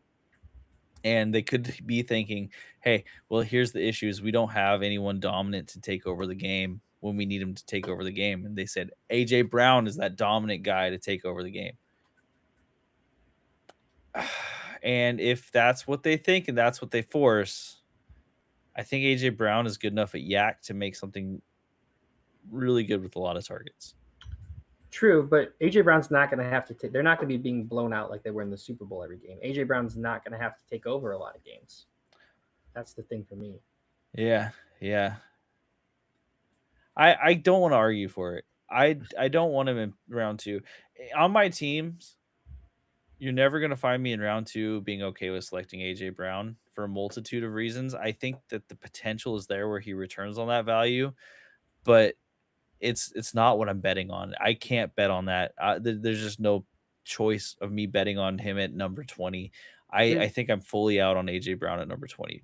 there's just a lot of other players around him that have also equally high ceilings and better floors for me. That's the thing. It's not even just his value in the second round being too high. It's just there's other players that are going to be available when he's available that I like more. I think is the way it looks. I will ask this: do you have any sleepers on this receiving core? And I guess I'll throw in Hunter Henry as well. That stand out to you as being like, oh, this is going to be a breakout season for this guy, and I want to target him. Yeah, let's see. Okay, so on this receiving core, I mean, it would be Kyle Williams, I think, because we saw some flashes from Kyle Williams last season. He's really, really, really fast, and he could be an awesome deep ball guy. And we saw what worked was the efficiency of the offense, right? So the really fast deep ball guy who might be getting open because AJ Brown's eating up coverage on the other side, or in the middle, is someone who I'd be interested in. Dubs feels like he could provide the same value he provided in Green Bay, which is a vaguely safe, but also could just be game planned out for a particular week. Yeah, And then Booty is too hit or miss. Like if there's someone really in the receiving core that I want that's not AJ Brown, it's probably Hunter Henry, because Hunter Henry kind of to me last year felt like the heart of the team as far as receiving went. Like when Hunter Henry had a good game, the Patriots seemed to just do better. yeah, But no, I don't love it. If AJ Brown was in the fourth round, I'm telling you to draft him. If in the second round, I'm telling you not to draft him, and I'm out on him. Honestly, that's kind of really the difference here for me. yeah. I think that I really see Dubes having a repeat of what he did in Green Bay. I mean, it's a similar situation for him. This crowded receiver room full of wide receiver twos, and I think that he could have those. I think he's a solid bench player. They did give him a contract. They clearly like him. I think Kyle Williams is free. So if you like this offense, he's worth a shot. I've heard Booty in trade rumors as well. Yeah, let me give you some names that are going around AJ Brown. I smiled because I saw this. Okay, Okay, so this is AJ Brown, or I'll start off with AJ Brown or Drake London. Drake, Okay, AJ Brown or Nico Collins. Nico Collins, AJ Brown or George Pickens. George Pickens, probably. Those are fair comparisons, We're but getting there. Okay. yeah, AJ Brown or Brock Bowers. I know they're different positions, but I mean, who do I think is going to be more valuable? Bowers, mhm. Okay. And then here's their last two fun ones. Okay. AJ Brown or Malik Neighbors. Malik Neighbors for me. And Malik Neighbors is going almost a full round later somehow. That's Uh, that's crazy. okay. Finally, AJ Brown or Devonta Smith. Honestly, Yeah. I Yeah. think they should be ranked pretty equally. So it's kind of a coin flip for me, but I'll put my chips in the Devonta Smith basket. Yeah. And Devonta Smith is third round right now, whereas AJ Brown is solidly in the middle of the second. I just the issue isn't that I don't see the path for upside. The issue is that I don't see the path for upside that I need to take him where he's going currently. He Yeah. has to drop significantly. If you're giving me fourth round, I can tell you be in on him. Much like I was in on DK last year for the same idea, and maybe like this is different because he's better talent than DK and he's got a oh my god, I can't believe I'm about to say it. He's got a better head on his shoulders than DK does right now. Oh, imagine. But at 20, I can't. I Yeah. can't. I really can't. Yeah, okay. Well, I will say that there's a lot of talent around Brown. Now with the running backs, okay, I'll just pose it to you this way: would you rather take a swing on Trayvon Henderson, or are you out on Henderson and would rather take a swing on Ramondre Stevenson, elite RB2 in the double digits, or are you just indifferent towards both? I think I would take a swing on Henderson because we did see a little bit last year. We saw both the good and the bad from Henderson. We saw him kind of get phased out because of his pass blocking, or whatever it was, not being a strong runner through the middle. Then we saw him finally being able to break the runs, and the Patriots giving him the opportunity to go and go and go and break the runs. And he had some amazing long runs, which is what Travion Henderson was to do. Mm-hmm. So the skill set did show up. Now, Stevenson was a solid contributor to teams. Stevenson's not projected to go late enough right now for me to say that like I want him for free because he's at 74, so that's seventh round, Yeah. late late sixth. That's still like a little bit early for me. I want that upside of Henderson because we saw it and we saw it come to fruition when he was given the opportunity. Like there was a solid stack of games near I think October November time when Henderson really was going off each week because he was scoring multiple long touchdowns. And just seeing that gets me excited because that's who he was supposed to be, and I think this team can still use that. When you saw the passing game maybe start to falter a little bit, Henderson came in and made this team look really, really good again in the middle of the season. And Henderson said some stupid things, but on this team, I don't think you can get in trouble for saying stupid things right now. I don't think that's allowed. It, So I'm taking the swing on Henderson even a little bit earlier than Stevenson, but like Stevenson feels like an okay RB2 for close to zero RB draft. I don't love that even though. I just don't see the upside there. It's like he can middle out on you as like RB 36. That's great, right? Like, oh man, that's such a needle mover.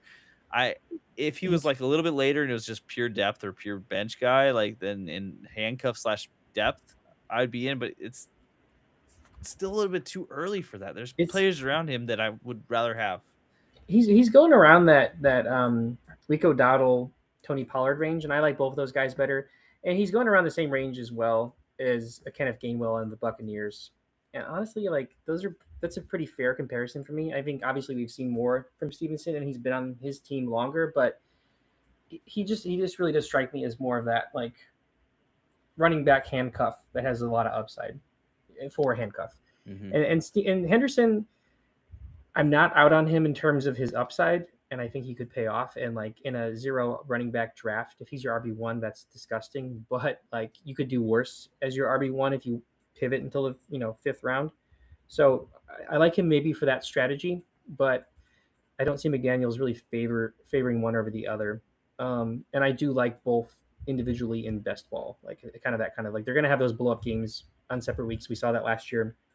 They're both in every year acclimated to this offense. So I think that it's similar logic to like Kyle Monangai and DeAndre Swift, where it's like there's going to be if one goes down, the other could be a league winner, or that one's going to have really big weeks, or they're both going to put up 7 points. It's going to be all over the place. I'm not particularly excited by either, but I would probably lean Henderson just for the upside. Yeah, I think the one thing about Henderson that excites me more this year than last year is maybe he's not in the doghouse for the first half of the season. And maybe the addition of AJ Brown actually opens up things by not allowing them to have as many men in the box.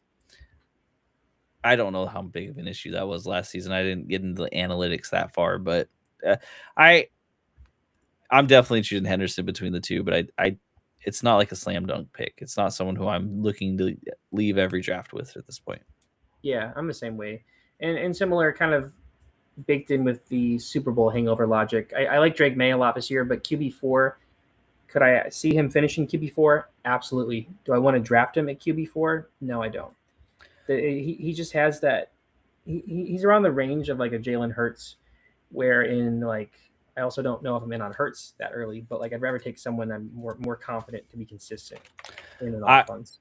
I think that the Super Bowl went really poorly for the Patriots, and particularly Drake May. Drake May could not figure out that defense Yeah, whatsoever, and he got a lot of things were said about him as a quarterback. I don't think those are fair. I think he's still better, and he's as good as we saw. However, I'm expecting a down year this year. It just seems like after your team loses the Super Bowl nasty like that, you always come out the next year and you kind of just have this like wet towel sort of thing where you can't you're not this analogy is not working already because I don't understand it after I said it, but you're just not as effectual, right? Because yeah, you're too in your head about proving everyone wrong. You need to be able to get back to what it is. And these teams that make the Super Bowl, especially with young quarterbacks, and they lose like that, you see them falter a lot afterwards. And this yeah. is a season that I really hate the vibes around this team. And I said that about San Francisco when they lost to the Chiefs a few years back, and it was, it may be anecdotal, but it was the right call. And I'm feeling that same way about the Patriots right now. I don't really love where they're at. I still think there can be players on this team that are good fantasy producers, but I don't. I think you want some of them to slide. Yeah, it's hard because you're really just like throwing a dart if there's a receiver that could break out. And with AJ Brown commanding targets, it's not even likely that there will be one to break out. This is just kind of a team where I don't know. You might your players are going to produce like your big names are going to produce, but maybe you're going to end up wishing you'd taken someone else in that same range. Yep. Yep. All right. Moving on to the Buffalo Bills. So we got, of course, well, we have a little bit of coaching staff shakeup. I should start off with, but I will mention how great they were last year under the fired Sean McDermott and OC Joe Brady. They were first in rushing yards with the combination of James Cook and Josh Allen. 13th in passing yards, but fourth overall in points. So now, Sean McDermott, after I want to say about 8 years of tenure as the head coach, was fired. They promoted Joe Brady to offensive coordinator. Now, he's been in Buffalo since 2022, so he's proven himself as an OC for several years now. He is going to be the play caller, but they did bring in a couple Sean Payton guys. Pete Carmichael Jr. is their new first-year offensive coordinator. You might recognize his name because he was OC of the Saints for 14 years, from 2009 to 2003, and then was just hanging out with his buddy Sean Payton last year. And they also have a new defensive coordinator as well. They bring in Jim Leonhard, who I believe played in the league for several years. He's also coming over from Denver. He was actually the Broncos' assistant head coach last year, and he spent time as their passing game coordinator and their defensive backs coach. So it's Joe Brady and two Sean Payton guys. How do you feel about that? Um, I don't realistically, I don't love it that much. I've heard this hot take that the only way this ends is with Josh Allen finally winning the Super Bowl on a different team once he leaves the Bills. And I just this firing Sean McDermott was a crazy move. I can kind of get why they did it because they've been stuck in the AFC Championship.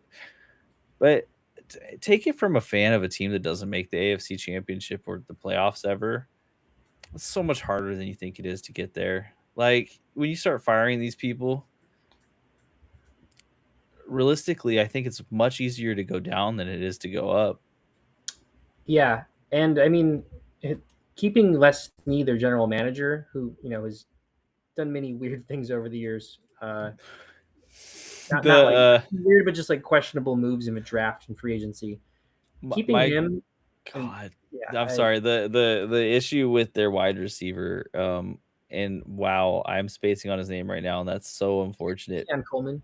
Yeah, Keon Coleman with the general manager coming out and saying what he said about Keon Coleman, and then you keep the general manager and Keon Coleman together on the same team. It's awkward. I just why is Les Snead still there? If you're gonna fire Sean McDermott, get rid of both of them. The owner of this team, especially if the season doesn't go as they plan it, is a certified clown, and you know how the Buffalo Bills fans use the tables to jump on them. He should replace one of the tables at least. There's going to That's be all I'm if saying. they have a bad season, there's going to be tables with his face like, painted on there. He's gonna be like, "We need you guys. We need fans to volunteer to like snow plow the stadium, and they're gonna snow plow it directly into the stadium, as opposed to out of the stadium." And be like, "You know what? Just close it down, brother." New Um, stadium this year though, so we'll see. yeah, there's Um, reasons to be excited. I'll let you get through it. yeah, there's reasons. There's turnover. I mean, there's the consistency of Brady. He's coming in as head coach. I like him as a head coach. I mean, we haven't seen it yet, but I like what I've seen on offense from him, and I think he could be capable. The big glaring thing here is the amount of defensive pieces that they lost. Now, there was no super elite players that were young and in their prime, but they did lose some mainstays like Jordan Poyer, safety, Tre'Davious White, cornerback, Darius Slay, cornerback, Matt Milano, linebacker, Joey Bosa, AJ Espinoza. Like those are Shaq Thompson, Taron Johnson traded to the Raiders. There's a handful of names in there that have been at this team since Josh Allen has been there, and they're not in their prime, but they are locker room favorites. I'm assuming they've been there a long time, and they had some incredible seasons. So again, not in their prime, but like that's just a lot of loss on defense, and they didn't add a whole lot in free agency. They took some rookies in later rounds, but there wasn't like any superstar names besides I think is Bradley Chubb here. I want to say, what is he like a 1-to-1 comparison to Joey Bosa in my opinion? Like I never like older past his prime defensive end who's been great but has struggled with injuries. It's like there's not a lot of replacements on the defense. So I think that's a cause for concern, but that doesn't really affect fantasy because they still have a lot of the same pieces, and those pieces were pretty dang good last year. So of course we got Josh Allen. Um, their running back room remains exactly the same. James Cook, Ray Davis, Ty Johnson. Um, Obviously, the biggest news in fantasy and for this team overall is the addition of DJ Moore. Um, and they also, of course, drafted Skylar Bell, rookie in the fourth round, but they did not add anyone else significant besides Moore. He's there with Khalil Shakir, Josh Palmer, Skylar Bell. And they lost quite a bit of, maybe not exciting talent, but a lot of targets with Brandon Cooks. He was there for half the year. He's gone. Gabe Davis was there for most of the year. He's gone. Curtis Samuel was there the whole year. He's gone. So I added up just those three names, and I found that there's approximately 63 targets that have been vacated and nearly 500 yards. So when you only bring in a fourth round rookie and then you have DJ Moore, that's a lot of potential for Moore to just take all on his own. So I'm going to ask you, DJ Moore, we've seen him in the past have some just great seasons, and especially because of his consistency. Even on the Bears last year, when there was a lot more mouths to feed than there are on this Bills receiving core this year, he still had some really great games. He never missed his time. He was pretty elite in Carolina. I believe actually Joe Brady was the OC while he was there as well. Um, and on a really bad Carolina team, and he had some great fantasy years. So his consistency is his hallmark. But do you think that DJ Moore has a path to a wide receiver one finish in fantasy? And is he, someone that you're going to be heavily targeting? And do you think he's going to be one of the best free agency receiver additions for fantasy this year? So the first question, I think he has a path to a wide receiver one season. I don't know that with Joe Brady in particular, that's how he wants to play offense necessarily. I think the running game working is in his favor. Like, there's an easy path. We saw it with Stephon Diggs. Like, Josh Allen can support a wide receiver one. The touchdown potential is there. So, like, if we're gonna see anyone do it, it's DJ Moore. As far as like, am I heavily targeting DJ Moore? Yeah, I think I am. He's in the fifth round currently, and for a very talented wide receiver entering the Bills with Josh Allen and Joe Brady is the coach, and especially on a team that I think really needs to prove something because at this point they've had Josh Allen forever.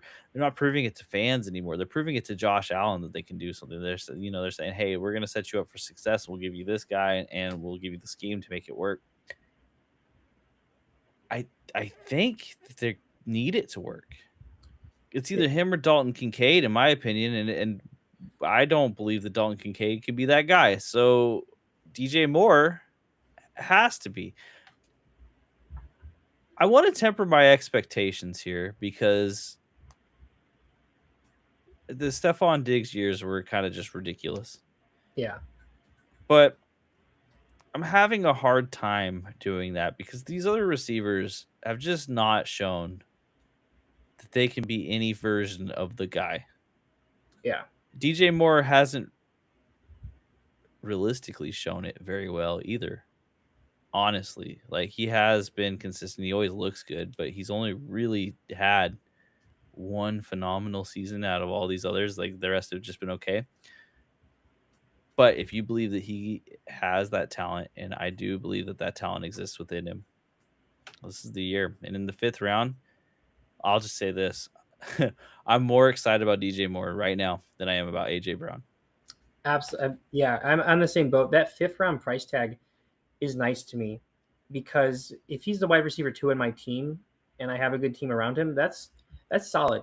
Because that price tag, I feel like it should be closer to where AJ Brown is going. Now, AJ Brown, I think, has proven more and is a better talent overall. But in terms of opportunity share and even touchdowns, like I feel like Moore and Brown are pretty, I don't want to say identical, but pretty similar. And I think that DJ Moore's, one phenomenal season with the Bears and Justin Fields came when he didn't have a lot of target competition.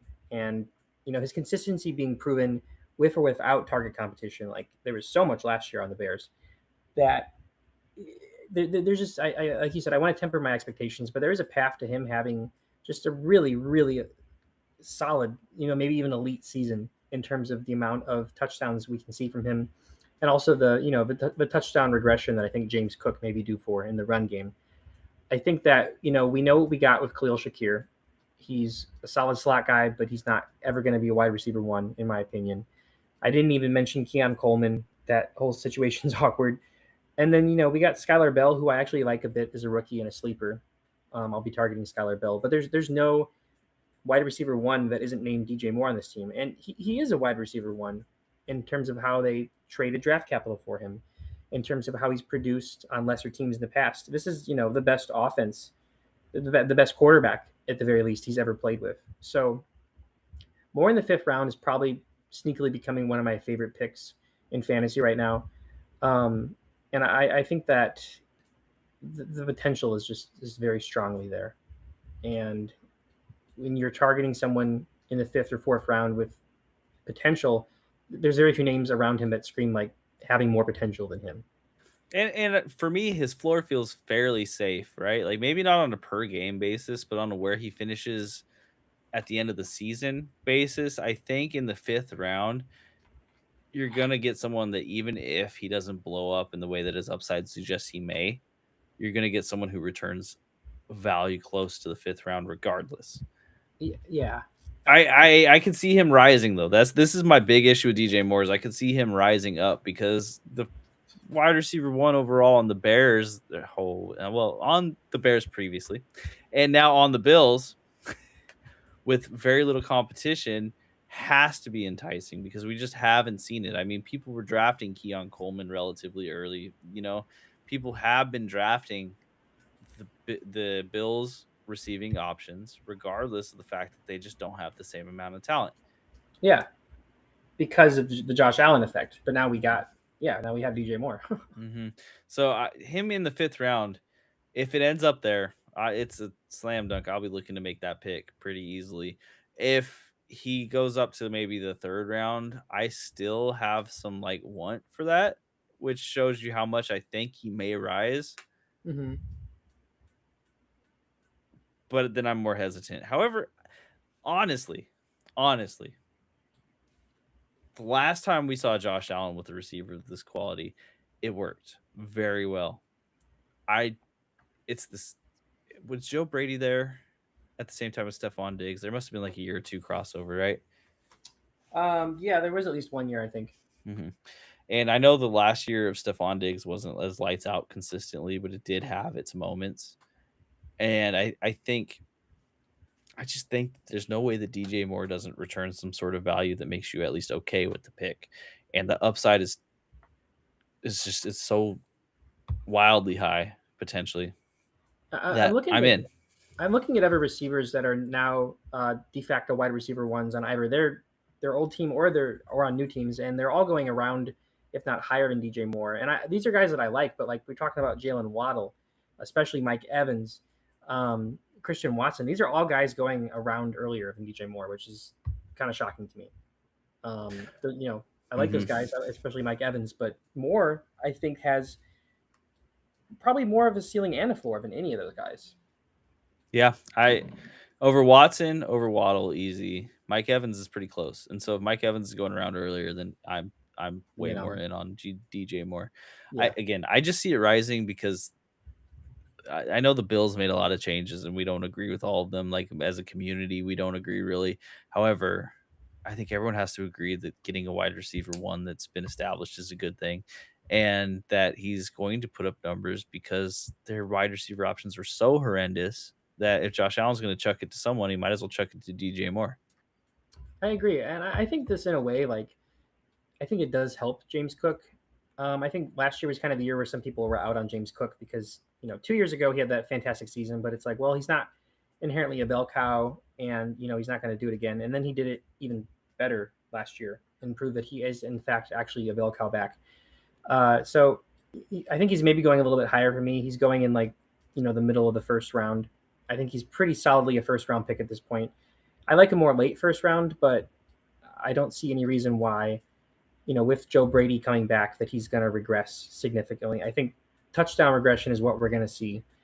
But I think that we know what we have out of Ray Davis and Ty Johnson, and they didn't bring anybody in. So at the very least, the opportunity is going to be there. And even if it means, less of a run game and less carries, less touchdowns, I think the more effect is going to lead to the end zone more than we saw last year in that. So in a way, it kind of balances out. So I might not be as high on Cook as some people, but I think what do you agree? James Cook is like pretty locked into a first round pick.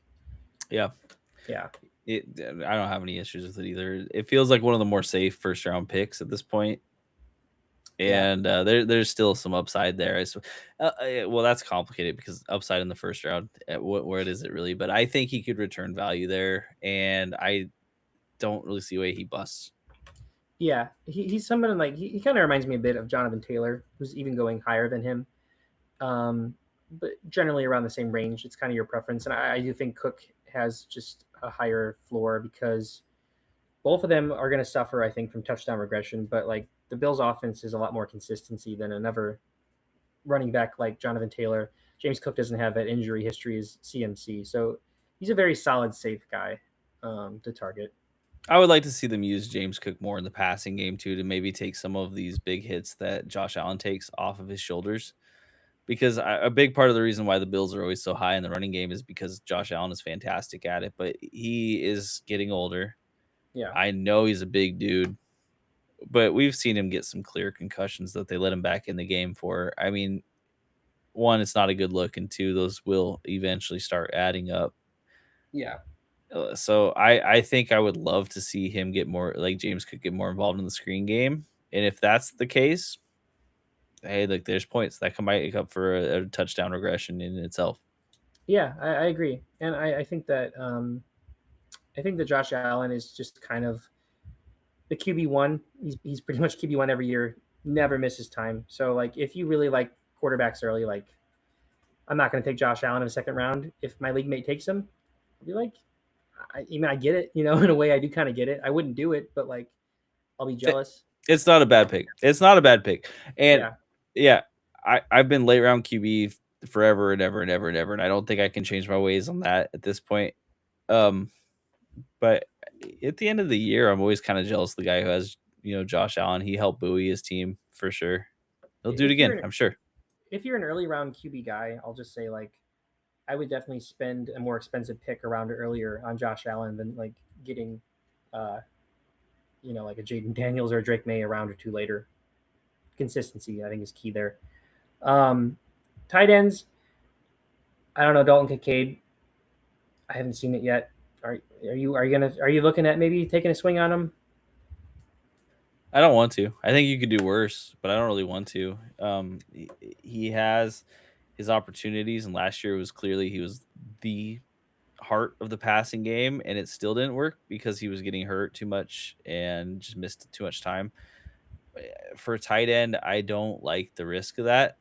Yeah, And whenever Dawson Knox catches the ball, he looks pretty good, and it really upsets me when I have Kincaid on my team. So yeah. I'm It just not, I'm not here for it. I don't really want him. I can, if you like the idea of having the Bills tight end, I think you could do worse as long as you're not drafting him before round 11. Yeah. If you had a new coaching staff or was on a new team, I would maybe look at it because he's got that first round pedigree. But I do kind of view him as like I don't even know if we talked in depth about him, but like a Brenton Strange, where he's like tight end one on a really good offense. So it's like kind of pick your poison, but take someone maybe later because Kincaid still has that name value. Anything else to say about the Bills? No. Mm-mm. Their stadium issues. All I seen with stadium issues are getting to me, but that's neither here nor there for this podcast. All right, we're moving on. Now we're taking a little bit of a dive off the cliff. We're talking about the Dolphins up next. Okay, Miami Dolphins. They have had some changes this year, to say the least. So last year, under a completely different regime, just this might be the most changed team in the NFL, and not inherently for the better. New coach, new coaching staff, new quarterback, new receiving core, completely new receiving core. They finished 13th in rushing under Mike McDaniel, 25th in passing, and 25th overall in points. So they blew everything up. They even got a new GM for the first time in like over a decade. So they really blew everything up. They brought in Jeff Hafley, who was defensive coordinator for the Packers. Um, they also brought in Bobby Slowick, who we know from CJ Stroud's one great year and one awful year. He was there actually last year as their passing game coordinator, I believe. So he's just getting promoted to offensive coordinator. Kevin Patullo comes in to take his role as their new passing game coordinator. I guess that Dolphins passing game coordinator is just kind of like the whoever was the worst offensive coordinator in the league the year prior gets that role. Literally, a guy who got fired because he couldn't figure out how to pass the ball Specifically, yes. with Devonta Smith and AJ Brown, and they're like, "Hey, we don't have any of those guys. Can you come do it with us?" They also did bring over another Hafley guy as their defensive coordinator, Sean Duggan, but it's Hafley's defense. All right. There was a bajillion losses. The notable ones, I mean, just legitimately a bajillion defensive losses, offensive line losses, just a lot. But obviously, the big names are Tua at the quarterback. He's gone. Tyreek Hill and Jalen Waddle. I can't think of the last time that a team lost both of their wide receiver ones, their 1A, 1B in an offseason. That's, obviously last year was a down year, but if you told me like, even a couple years ago that neither Waddle nor Hill would be on this team anymore, that would be pretty shocking. It would be like if the Bengals didn't have Jamar Chase and T. Higgins next year. Like not quite that extreme, but like kind of the It's similar. close. Yeah. This feels to me like a full rebuild. Like they really just tore it down and they said, "Okay, let's redo this thing." Um, and you almost feel like this is the trap team to me right away, in that they feel so bad that they can't possibly be as bad as they look. Do you mean that positively or negatively? Positively, I think that they're going to shock people and win 4 games. I think their Vegas win total is at like 3.5 right now, so that would be at Mhm. least a slight win. I mean, it just, oh god, it's ugly, man. It's pretty ugly, and so the one perhaps shiny bit of hope they have is Malik Willis is also coming over from the Packers. Um, Now Malik Willis has started. I mean, I can count on my hands like the amount of games he started, and I can count on one hand the amount of games he's had where he looked good. And that really is unfair to him because he started in Tennessee, which was a dumpster fire, and then he came in relief of Jordan Love and looked pretty dang solid. At the very least, he looked like starting potential under a competent regime, I should say. But I think the Dolphins gave him a solid contract, kind of a prove it deal. So he's coming in as more likely than not QB1 unless Quinn Ewers pops off somehow. But he's coming in with just a brand new receiving core. So I mentioned the losses, but right now on the depth chart, starting wide receivers, and this is not a joke, are Malik Washington, Jalen Tolbert coming over from the Cowboys, and Tutu Atwell coming over from the Rams. That those guys are wide receiver fours. That is not even hyperbole. That is legitimately insane. I'll talk about the rookies, but that is just really bad. Just really, Yeah, I really mean, there's no argument here for me as far as how bad it is. I do think that Jalen Tolbert if you're gonna take a swing on one of these guys, and I almost recommend that you do it because they're all gonna be super duper cheap. Uh, and one of them is gonna have a year that's vaguely respectable fantasy wise, maybe not real life wise, because they have to throw the ball and it Yeah. has to go somewhere. You know, Jalen Tolbert is someone that I'm okay with targeting, and that's kind of gross, but it is someone I'm okay with targeting just because I think he's got the talent to actually catch the ball and run fast with it. Of these three names, yeah, I mean, he Mhm. stands out to me. Tutu Atwell, I don't know, and then Malik Washington, he's young, but like, We saw him get the opportunity last year a little bit, and he just did nothing with it. yeah. So I like Tolbert. My guys I'm targeting, I will mention the three rookies real quick.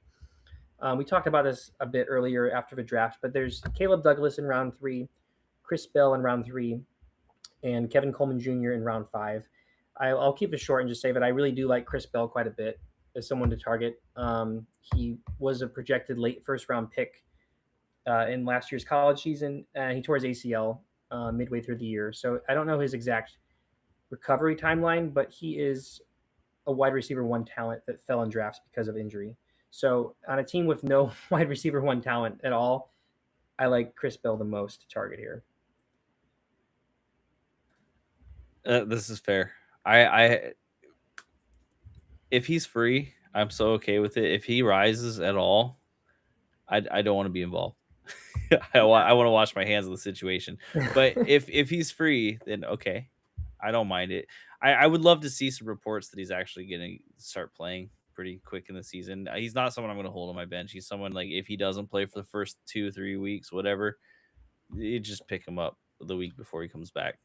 I don't think he's getting drafted in any league at all this year. So he's definitely free. He is probably even more of just a waiver wire watcher.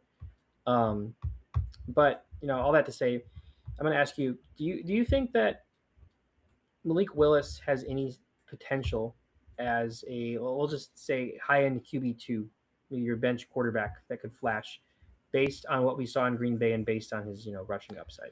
So here's where my thought comes from. First off, is I think that you are going to ask yourself what is going to be Devon A. Chan's role in this team. Is it going to change? Mike McDaniels is gone. Mike McDaniels clearly knew how to use Achan very efficiently and effectively for fantasy in particular. Mm-hmm. Achan was the heartbeat of the team. He was catching a bunch of passes, and he was awesome at it. If Achan can keep catching passes and scoring touchdowns with those receptions, okay, here we are. That's great. We're in. I think Malik Willis can return some value because he's got some rushing upside too, and they clearly are going to need people to score, or just gather yards for them, right? But the change up on this team and the way it works scares me off of HN really, Yeah. really badly right now. Um, I do think Mike McDaniels was a really big part of the special glue that made that work, despite being such a terrible team with really bad quarterback play for the last few years. Mike McDaniel's scheme was just making things work, and Mm-hmm. his ability to use the best out of his players. For me, and I know I'm giving you a long-winded answer right here, but I think that losing Mike McDaniels on this team was a mistake, and I think they're going to feel that really fast. Yeah, This team feels like exactly what happened with the Jets last year. I could see that. I could see that, especially because I'll just say, like, Malik Willis does have some upside and gets me excited because he rushes, but like, there's a very decent chance that this is just Justin Fields on the Jets 2.0 because it's a very similar situation. Yeah, I'm. He's really not someone that I want. Um, I I think I like almost probably a few quarterbacks that are going completely undrafted over him at this point. Um, just because I He, think they've got better weapons, and I don't know, like his rushing upside is so immense that it's going to make up for how bad these weapons are. It is, and I think I will get excited about his rushing upside. But then there's players like Cam Ward, and I'll even, I guess, throw out Daniel Jones that are going later than him, going undrafted, that I like a lot more. And then there's players that are going around the same range as Willis, like C.J. Stroud, which I'm not high on, but also like Tyler Shuck on the Saints, who I would say I'm higher on, because of the consistency of the offense from, you know, compared to last year. There's some repetition there, and this team would just need a lot of luck and a lot of magic to be offensively relevant this year. Um, Agreed. Yeah. and I will say about Achan, like Achan produced a McDaniel in spite of the absolutely porous, abysmal O line, and the O line, in theory, got a little bit better this year. You know, I mentioned a lot of losses on the defense, and I did say there was a lot of losses on the offensive line, but there actually really wasn't. There was mostly additions, but they're young guys. You know, we got Caden Proctor drafted in the first round. We have year 2 or year 3 Patrick Paul, year 2 Jonas Savanaia, who was really bad last year. So they didn't have a lot of losses on the O line, but they're all young guys, with the exception of their center. So you know, And I think for fantasy purposes, the bad O line actually helped Achan because McDaniels also knew it was a bad O line, so he was doing those quick pass outlets to Achan over and over again. Where he's yeah, like, we can't protect the quarterback, so just toss it to him a yard out and see what he can do. yeah, And that was awesome for his fantasy output because he could do things with that. Now, if this O line's better, or maybe this offensive coordinator's like, yeah, that's too much time off the clock because he's a defensive guy, you know what I mean? And then Bobby's slow. Bobby Sloat is the this offensive. is this is in my opinion. Here's the thing about the Dolphins: is it's not just the roster; it's also that this coaching staff is built exactly wrong for this roster. Yes, yes, So I really am negative on all of them. Like I'm probably leaving this draft with almost no Dolphins players except for Greg Dulcich. I'm glad you mentioned him. Uh he's gonna be a freebie. He's gonna be someone I think you can tell real quick what his role is. And look, he's injured all the time, right? Right. Like whatever. We know that he's injured all the time. This isn't a guy that I'm counting on to be a main staple on my team. He is, however, a guy that I don't really mind having as a tight end I can pop in because I know he's got the receiving talent. Yeah, I was kind of you were out, we talked about him a couple episodes ago, and I was like hesitant, but I've actually seen a lot of things out of camp that he's not only Malik Willis's favorite tight end target, but like Malik Willis's favorite target in the offense. And Darren Waller's gone. There is not a single other receiving tight end on this roster that I can see. I don't recognize these names. I looked up a couple. They look like blocking tight ends. So Dulrich is the tight end one, and a team with no receiver one, there's got to be something there. And I like what you said about just drafting him because he's free, and you're going to know what you're going to get out of him pretty early on. So he's worth that dart throw for me too. I'm kind of in on him too. hmm I just think he's someone you don't really have to commit to, right? So like I think he could produce, and he could produce just there's this chance, but I don't think this team's gonna be good. So I don't think he's gonna be a top end tight end, but I think he could be, like your Conklin of past, where he has games that are respectable enough that if you need him to fill in for whatever reason, he can do that. Mm-hmm. So not someone I keep on my team forever, but someone who I can pick up and drop as needed. And I will just throw a last round dart at him because I can drop him, and who gives a hoot. There's a ceiling here at the very least where he could have like a Jawan Johnson type year, where like the Saints offense is probably better last year than the Dolphins will be this year, but like Jawan Johnson just got targeted a bunch and he got touchdowns. Could happen again. Man, I would love it just because his path to relevancy has been so weird Yeah. and is so plagued with hamstring injuries. Just those hamstrings he has to have like surgically removed and replaced with like base strings or something because they gotta. I don't know that that makes sense. I'm saying it and then I'm thinking about the anatomy as I'm talking, and it's really messing with me. So I'm gonna just stop right there. But yeah, Dulcich, I'm in. Yeah, a dart throw. I will say I mean Achan's floor is still solid enough for me that like I could see him like round 2, round 3 turn. He's gonna have some big games, but he's gonna be going earlier than that, and because of that, I'm out on him. Especially because you can get a guy that's Mike McDaniel's new weapon on a much better offense in like an Amari and Hampton, and like Achan's going around earlier than him right now. So you know, Achan's just a fade for me. Achan's such a wonderful talent, but I just can't right now. I can't with Yeah, the way this team is made and losing Mike McDaniels, who I think was really the secret sauce with Achan. I just can't. I'm out. it's just hard. Yeah. So so for me, like Daltrich and Chris Bell are my late round sleepers, and I could see something from Tolbert. Malik Willis, like he could have a really good year, but the risk is just too real for me. So I don't know. Anything else to say about the Dolphins? No, Yeah. no. You're giving the Bills or the Patriots an easy division again. Good job. Yeah. All right, we're almost done here. We're gonna wrap this up quick because we're talking about the Jets. Last year, 10th in rushing, 32nd in passing, one of the worst passing years we've seen in a long time. 29th in points, but hey, they're bringing Aaron Glenn back for year two, one more go around. They bring in Frank Reich as their OC.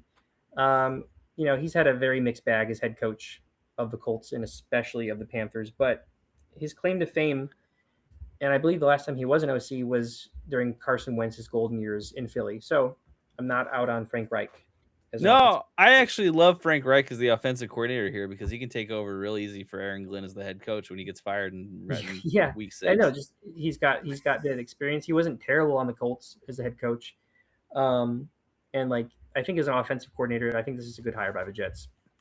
Do you think this is neither here nor there? We can answer this pretty quick. Do you think that Aaron Glenn is so self assured that he's setting up his own doom by being so confident in himself, or do you think that Woody, the Jets owner, just can't fire him because it's too early, but definitely wants him gone?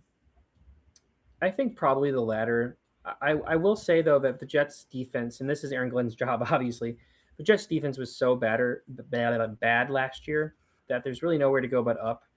And they just didn't have a lot of talent. I mean, they traded Sauce and Quinn Williams, their two best defensive players midseason, because their defense was bad, but their offense was so bad that their season was a disaster. So they got rid of their two best defensive players. So there really wasn't a chance for Glenn to really gel with his defense. And they did bring in a lot of good talent from the draft with David Bailey, number 2 overall, out of Texas Tech, and a corner in the second round out of Indiana. There's some free agent pickups as well. So the defense got better for sure. It had to. And I think offensively, you know, last year was really bad. I don't want to say there's nowhere to go but up with Geno, but Geno is a new quarterback. He's had some legal trouble off the field. It came out in the past few days.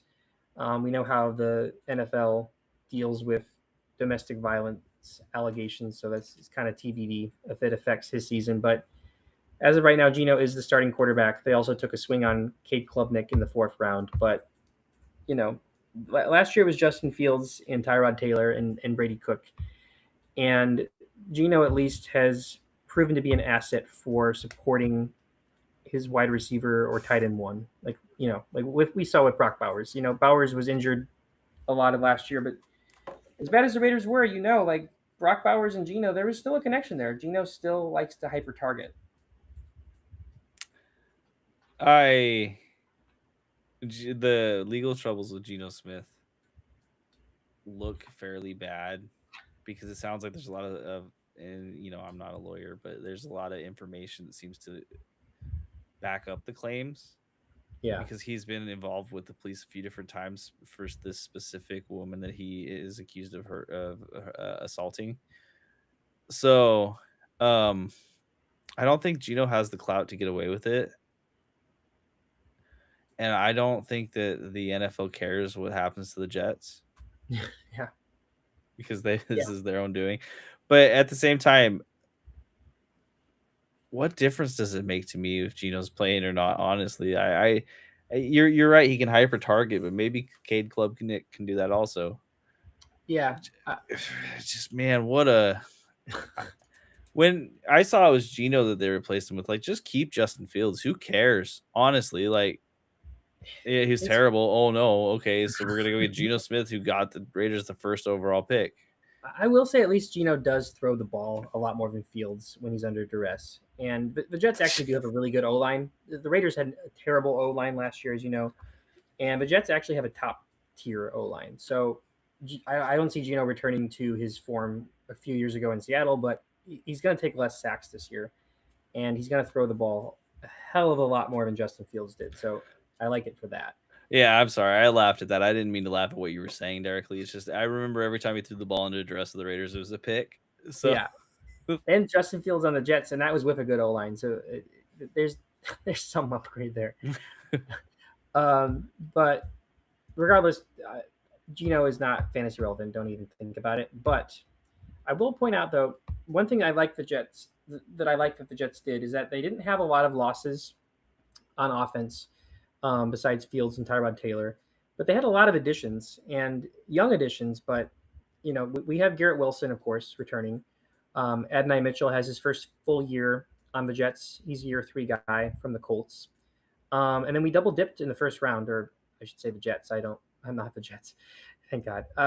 We took Omar Cooper Jr., receiver out of Indiana, uh, and Kenyon Sadiq, tight end out of Oregon. So the additions are coming in, but they're not filling roles. They're just adding to the offense, which is interesting. I kind of like that approach. There's when Dante Moore or Arch Manning, whoever is the Jets' first round QB next year, he's coming into a really good situation. This is my thought on it, is that these picks weren't for this year. These picks are No. for next year. Like, I'm hesitant to offer advice on drafting either of these guys right now in a redraft, because they I think we're gonna see just a carousel of useful weeks. Like, these guys might be useful in best ball, but not someone who you can rely upon, because I don't think this offense is built to be relied upon. Yeah, I agree. I think that there's going to be some flashes here. I will say I think because of positional value, I think Kenyon Sadiq at tight end is someone to at least look at. I know Mason Taylor is there, but Sadiq is just an incredible talent, and he's going to be cheap enough because it's the Jets' offense that you could at least, take a swing on him. Um, I'm very apprehensive on Omar Cooper Jr. though, because it's the Jets' offense, and I've heard a lot of good things out of training camp, and we also saw some things last year down the stretch out of Adonai Mitchell. And if Cooper's going higher because of name value over Mitchell, I like Mitchell just in general. Overall, I think he's probably going to show up at least this year more than Cooper. Um, but all that to say, like if these guys aren't like late round like dart throws, I'm not into them. But I will ask you though, Garrett Wilson, assuming he's healthy, is this the best quarterback situation that Garrett Wilson has had? And are you liking Wilson this year? No, I actually think that Aaron Rodgers was the best, and this wasn't like good Aaron Rodgers, so that stinks. I, And I I think if there's one person that gets hurt by all these additions, it's Garrett Wilson, because his whole entire thing is that he gets a billion targets and he's pretty good at that. They have to like get the rookies involved, especially if they're playing for next year. You need to get these guys experience, so you can't just hyper target Garrett Wilson. yeah, I would agree. I just think that I, again, assuming Gino's a quarterback, he does seem to hyper target quite a bit, and I think Wilson's going around wide receiver 24 right now, which is a round or two less later than he was last year, and I do kind of like his value here. I just think that Wilson has produced every single year. I mean, he was incredible last year with Fields despite the offense, and then he got hurt, and that was the only reason that his fantasy season wasn't stellar, is because of the injury. So I like the upside of him, with the path being that if he repeats what he did last year and has done many years in the past, there's a potential of it. He averages like 6 or 7 catches a game and a touchdown every couple of games and 1,000 yards again, and that is enough for him to return value for me. So I'm not like screaming up and down for Garrett Wilson, but I would feel cool with him as my wide receiver too. I think. It's hard to argue. I won't argue that. I'm Garrett Wilson's not someone who's like an auto avoid. He's just someone who I'm also not reaching for. Like, if Yeah, he's there on my pick and I really need that wide receiver too, or I just hate the running backs who are there and he's the guy who I feel like provides me the safest floor, I'm okay with it. Here, non-fantasy related, my biggest issue is I just don't really want to watch Jets games if I don't have to. And I'm sicko and I like to watch the games of all my players, so I will watch it if I have him. And gosh, it's just like what am I doing to myself? But but no, you're right. You are right. We've seen it before. He's not someone who I'm auto avoid for any reason. It's just someone who I can't get excited about. I just can't. I like where he's going right now, and I just don't see his stock rising. Like we talk about other players whose stock will likely rise. I think Wilson's probably pretty stagnant right now, and I like him in that range. And I have similar logic with Brees Hall at running back. I'm not high on the Jets offense at all this year, but I think their defense will be better. It will be better. And there's going to be more opportunities for him to run the ball. And he's going around RB 17 right now, which is good value because this O line is pretty dang good. And if he at least repeats what he did last year, which I think there's a path to, if not getting better, I think that he's just a solid running back to target. Um, and this is all to say the Jets offense. I just don't see his value going up much higher. Would you like Brees Hall this year? It's the similar situation with Gary Wilson to me. I'm not actively avoiding him. I think that all this talk of a three-headed monster and all this gross stuff. And I'll tell you this much: OCs, head coaches, they lie all the time and they say this stuff all the time, particularly in the off season. When they say stuff like that, you just ignore them because Yeah, what they mean is they want competition, right? And out of Brees Hall, Braylon Allen, and Isaiah Davis, it's Brees Hall, and it's not particularly close. So he'll end up being the person who gets the share. yeah, Braylon Allen's going to steal some stuff from him, but RB 17 as far as ADP goes, it's not a huge risk, and I think that there's safe production to be found there. Again, it's going to look gross, but it is going to be safe as you can get, really. he's going around the range of a Bucky Irving and a Javante Williams, and I like Williams more, but I could see Brees, producing at the same level this year as Williams does, just because of you know opportunity, and I like him more than Bucky. I think that with him and Wilson both, I'm considering targeting it one of them because of where their value's at. That's kind of like my favorite picks from his team this year. That's pretty fair.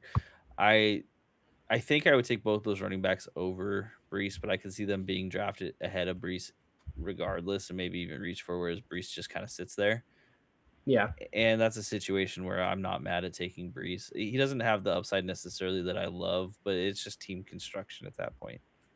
yeah, and they gave him a nice contract, and I mean I think Braylon Allen on any other team could be a really sneaky like solid handcuff to pick up, but the Jets offense is going to have to show some consistency before I get excited about a Jets handcuff. But I like his he's a young guy. I like his talent at least, and I could see him being good in the future. Um, Anything else to say about these Jets? I don't really want to, no. All right, well give me your AFC East projections. Okay, so I am going Bills, Pats, Dolphins, Jets. With the Dolphins actually getting closer to the Pats, maybe like within one win because the Pats sink pretty bad. Okay, that's a hot take. I agree with the Pats sinking. I think the Bills just have a pretty easy path to 12, 13 wins again. I think the Patriots, I mean, I could see them getting 8 or 9 wins, but I think like 7 or 8 wins is probably more likely with some regression. I'm putting the Jets over the Dolphins. I think that I like the Jets defense this year to improve quite a bit. And I think there's just enough weapons and potential on this offense that it will, completely supplant the Dolphins' lack of really much upside at all. I think the Dolphins are going to be pretty terrible. The Jets getting more than 5 wins would surprise me, but it wouldn't blow my mind. The Jets and the Dolphins, I'm just like they're interchangeable at this point. They're both going to be Yeah. teams. I really expect Aaron Glenn to get fired, and it's not that I don't like Aaron Glenn. It's just that he took a situation that was bad. He was very confident, and they've kind of It got worse. it got worse and it got better in weird ways, right? Like it is clearly set up for the future, and it's just a future I don't think he's going to be a part of. It's like they just lame ducked him immediately, and I think those are bad vibes too. So I don't know. Yeah. So there's that. Okay, so that was our AFC East wrap up. We will finish off our divisional wrap up series or deep dive series, I should say, in 2 weeks. If you're listening to this on podcast, then just keep listening every week. It's the same time each week. But if you're on here with YouTube, if you see it on there, 2 weeks, we'll finish up the whole thing. We got AFC North and AFC West, which are always fun to talk about. Trust me, I love it. So check us out in 2 weeks. We'll be around. If you're on the podcast, check us out every week. You already know the thing. I've said it enough. Doink out. Doink out.